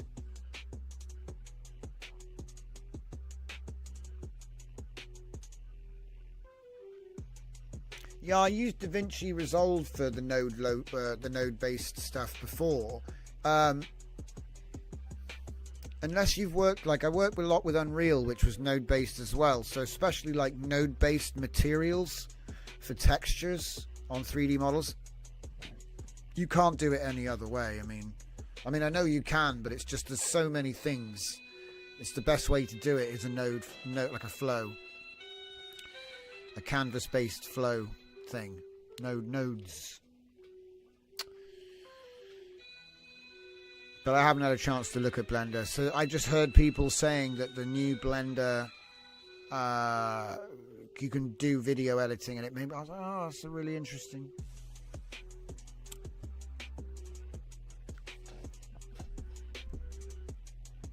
I need to continue implementation work with thing and thing. Do the thing. Next steps. Create settings window. Implement hotkey capture. Add audio device. See, it needs to do all... Before I start going, hey, this doesn't work, that doesn't work, I need to make sure that, like, actually the core features are there. Because otherwise he'll start doing line testing and getting obsessed with, say, it's okay when he just fixes it straight away, but if he gets stuck fixing something, you've essentially polluted the chat with a bunch of crap related to one issue, and so then he'll become a little obsessed with it. And you have to basically start like a fresh chat, which isn't ideal. It's not, it is suboptimal. So how are we doing on the other one?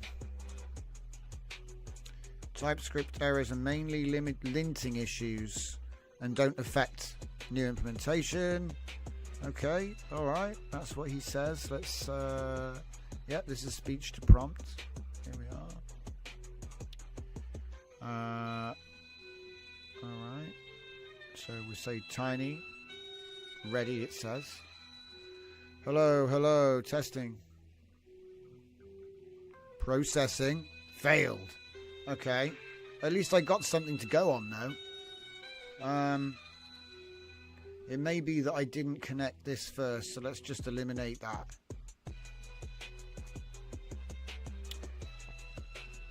Test the connection. I think I can... No, can't leave the page until it's finished. Alright, there we go. And then what's this? I bet these don't even work. I'm not hearing anything. So yeah, I think this doesn't even work. But anyway, so we're connected. Hello, hello. Processing failed. Sorry, everyone. Okay. Whisper speech processing failed after recording seemed to work. We can investigate. Because I've got no logs. There's no logs. There's nothing here. There's no logs which I can give him. Unfortunately.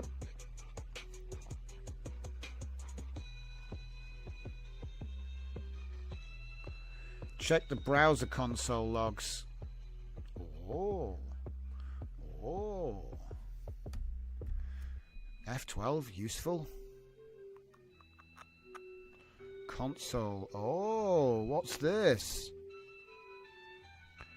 No speech detected in audio. Oh, okay.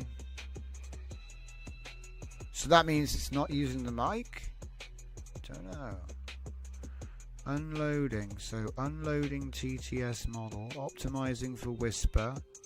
Found 9 Olama models. Test. Generating speech test with voice of Bella. Didn't work. Failed to load voices from model. Yeah, so that's not going to work. So yeah, there's problems. Pipeline failed at transcription error, no speech.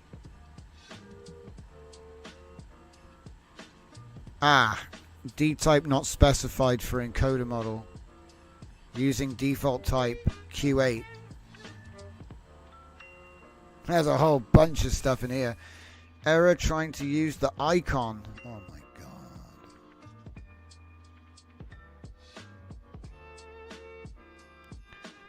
And apparently there's 2 more here.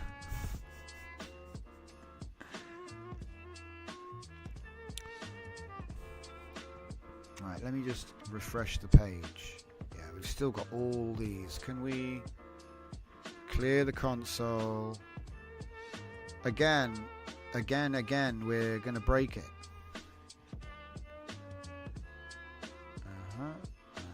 Oh, look at that. That's beautiful. I don't like that you have to open it up. Stupid, that is. Because that means if I copy it, it doesn't really copy it. It just copies like a bit of it. And I'm not going to open all of these. What, are you crazy?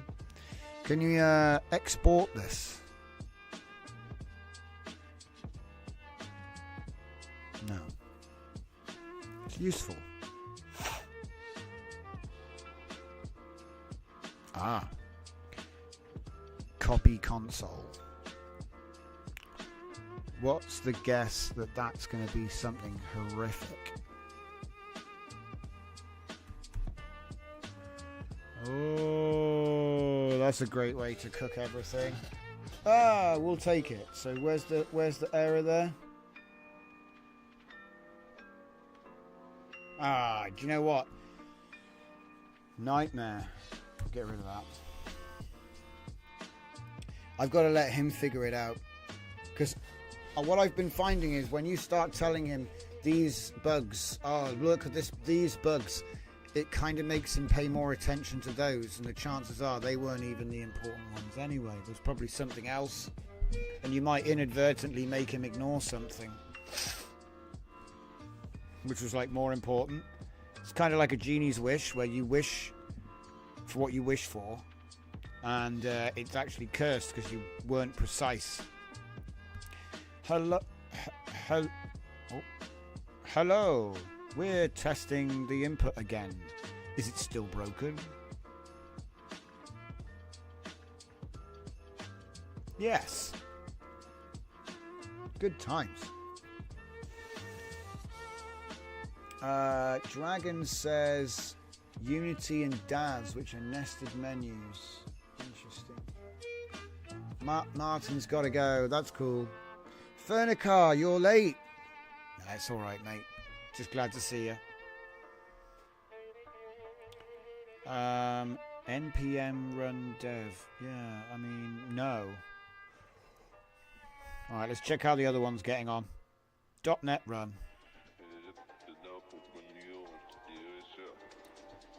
Okay, it looks like it's the same. Right, let's just close that.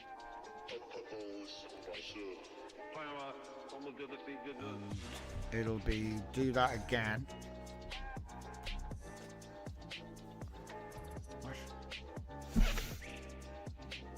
Okay, and then we've got the program. It's really weird. It's opening the bottom left corner. Ready? 3, 2, 1. Broken everything. Yeah, immediately failed. Isn't it funny how my method worked and they're like, you should use this super cool new method? It doesn't work. Settings window not yet implemented. I don't think this is the real deal. I think I've been scammed. While the build is running.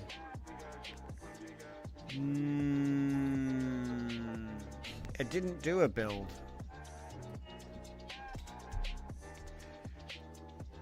Why would you run a build? Why would you run the build? What? Build failed, fool. He's like, I'm going to write this config while the build is running. Very strange. Go on, tell me that you've done a good job. Yeah, Careless Whisper's a classic 5 Below 5 original. Yeah. I used it quite a lot for a while as well. But to be honest, it was too annoying to have that hotkey, because whatever key you picked for the hotkey, it would make that key disappear. Like, as soon as you closed the program, the key came back. So it's like it had reserved the key. And I was like, you can't do that. I need all the keys. Like, there's no key on the keyboard that you give up. Not really. It's bound to be the next key you need, you know? So he's making transcription history, which is ironic because he can't even do any transcription yet.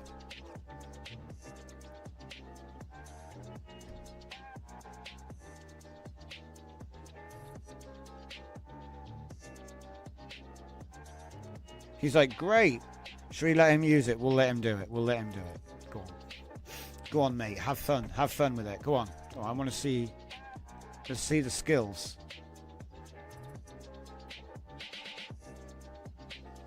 Oh, look at it. But how is he going to talk, though? You can't.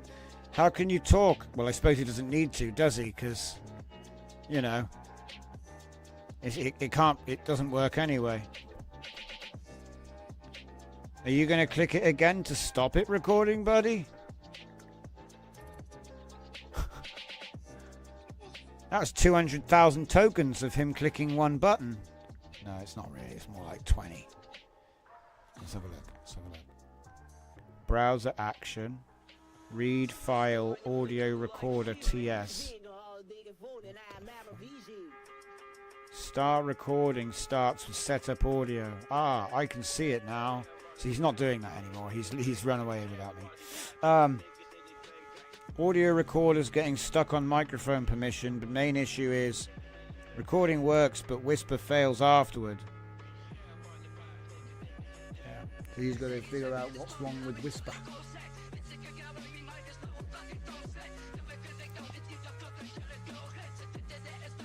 Memory management and transportation. Yes, indeed. Audio format conversion. Audio recorder creates blob in WebM Opus, but Whisper Transcriber is trying to treat the array as raw PCM. Oh yeah. What was it called? A limited edition of Jaffa Cakes came out, and they've got hot honey instead of orange jam. And I think another one was like Coca-Cola bottle flavour or something. So I started leaving them around in the wrong box. And people have been eating them. But only the first one or two. It's funny that. They only eat the first one or two and then they go, oh.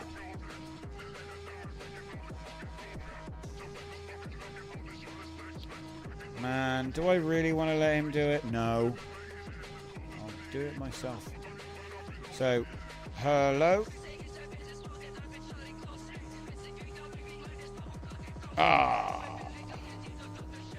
Gets me right between the eyes when it doesn't work.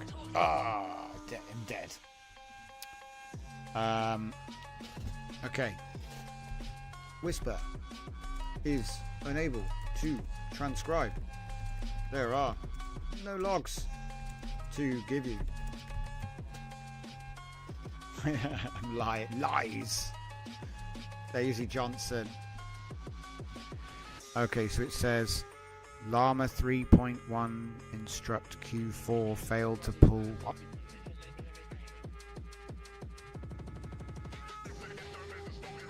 What? Hang on. Say what? Hang on. What did you just say? That's not even in the list. Hang on, I think that's like a fallback for when I didn't pick a model. So let's just give it another go. It's like, yeah, I never asked him to do that. Whisper base model loaded, starting transcription. Audio buffer may be too short, so it needs me to talk more, does it? And then it says power preference. Never heard of that before. Transcription completed. But it didn't show me the preview to let me know it had. There's no transcript appearing.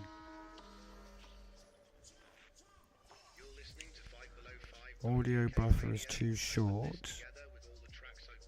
Alright, let's try it again then.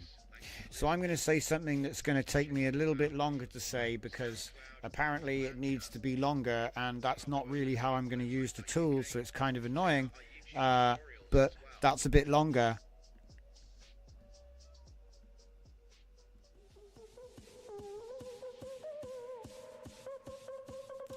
Generating response.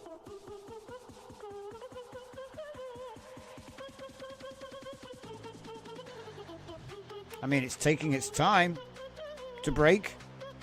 Maybe it won't break. Failed to load voices using fallback voices.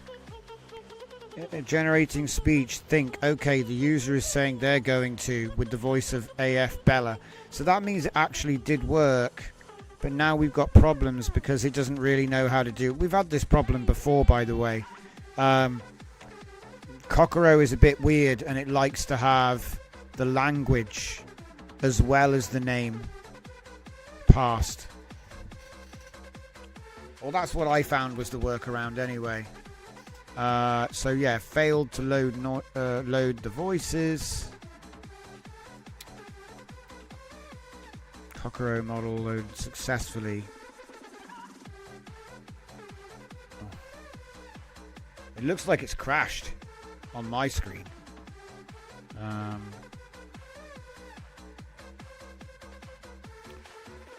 So look at that. It's literally given me the full list of every bloody thing on here. And then it crashed. I think it crashed. Failed to load voices. Oh, here we go. Here we go. Oh, wait, no. So as soon as I said loading Quen, it loaded. It says it did everything.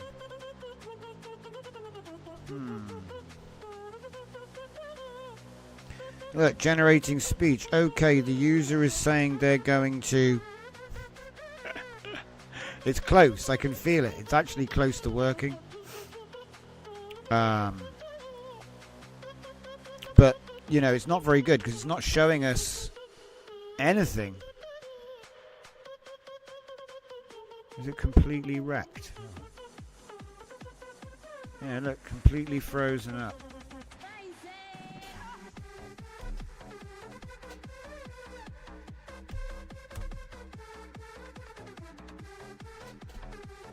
So I'll try it one more time and then I'm going to take it home and kick it until I fall asleep.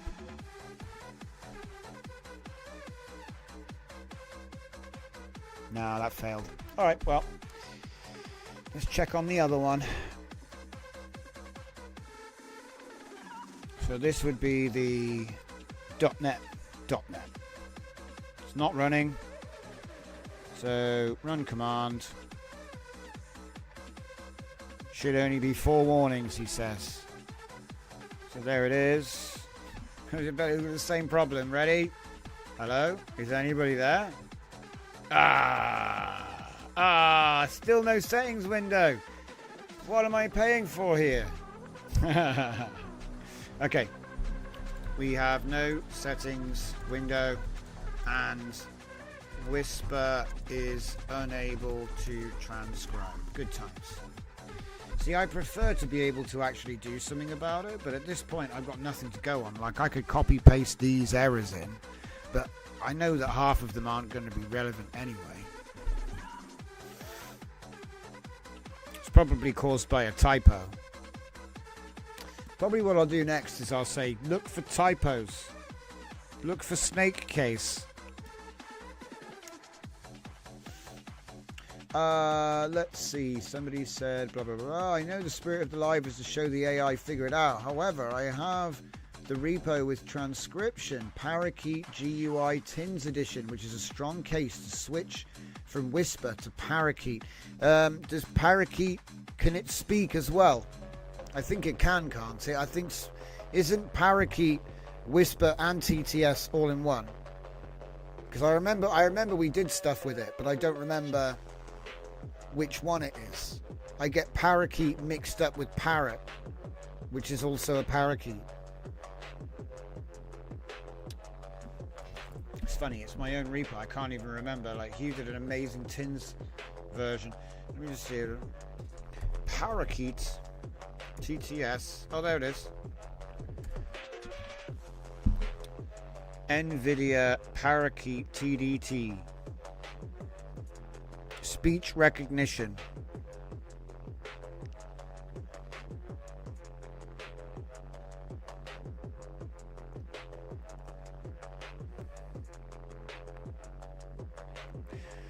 How big is it?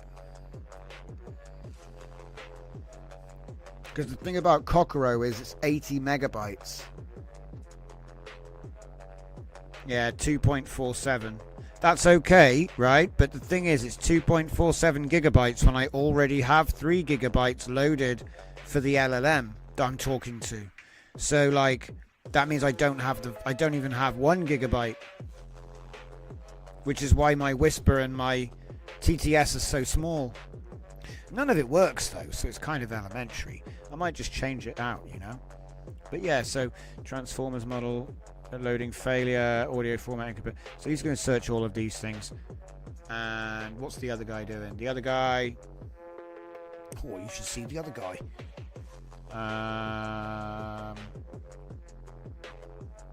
When you click settings, what happens? When you do push to talk, what happens? I see an error saying it failed. You know, so here we go. 1. When you click settings, it says settings. Okay, it says settings menu is not implemented yet. That's an easy one. 2. When you use push to talk, as soon as the button is released, it prints a failed to process message. 3.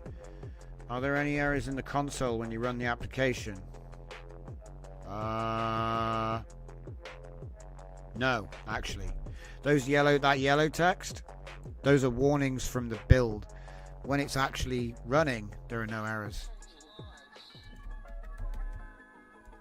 in console. In fact, I don't even think you do get a true console like that. I mean, maybe you can do .NET run with a different flag, like .NET run verbose or something. I think it might be. I need to look that up. Let's see what everyone's saying. Point of View is here. Parakeet is faster, uses more VRAM. I made a project called... Oh my god, I need to look at... What? Called Anti-Stentorian, which uses Whisper or Parakeet. Push button to record, uses Olama to command, has Kokoro to read it out. Yeah. That's exactly what I'm doing. But then again, I did this 5 months ago. I'm trying to do a V2 in React with Vite. So that's what I'm trying to do. Ah, that's what it is, isn't it? Vite. It's freaking French, right? Well, maybe I'm wrong. Doesn't it mean to go? Vite? Vite? Maybe I'm wrong.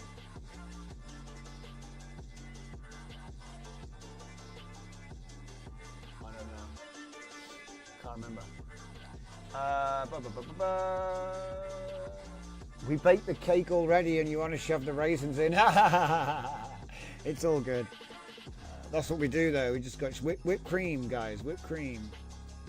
Point of View downloads white YouTube transcripts. Yeah, that is cool. You didn't say to replace Kokoro.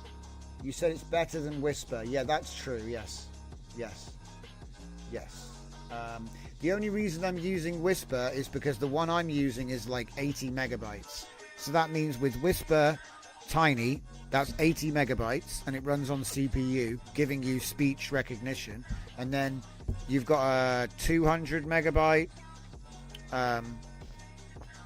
speech to text to speech model, which again, it's like we're talking about a 300 megabyte overhead to give you speech recognition. And I know it's not the best one, but it's almost like it's not there. 300 megabytes, dudes.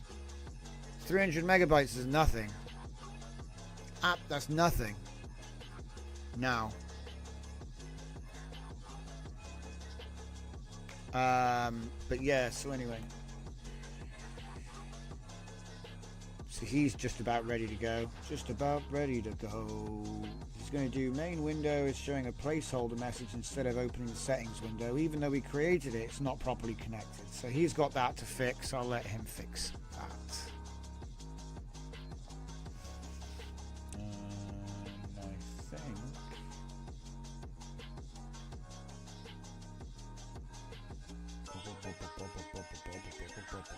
So that's what I'm working on at the moment. So yeah, thank you very much for joining me on a fine Tuesday chill session. It's been fun. Basically, I'll be back tomorrow. Hopefully, I'll have something to report. If I get any free time, I'll see if I can chip away at this block and turn it into a nice handsome bust. But until that time, I'm out. I'll see you next time, guys.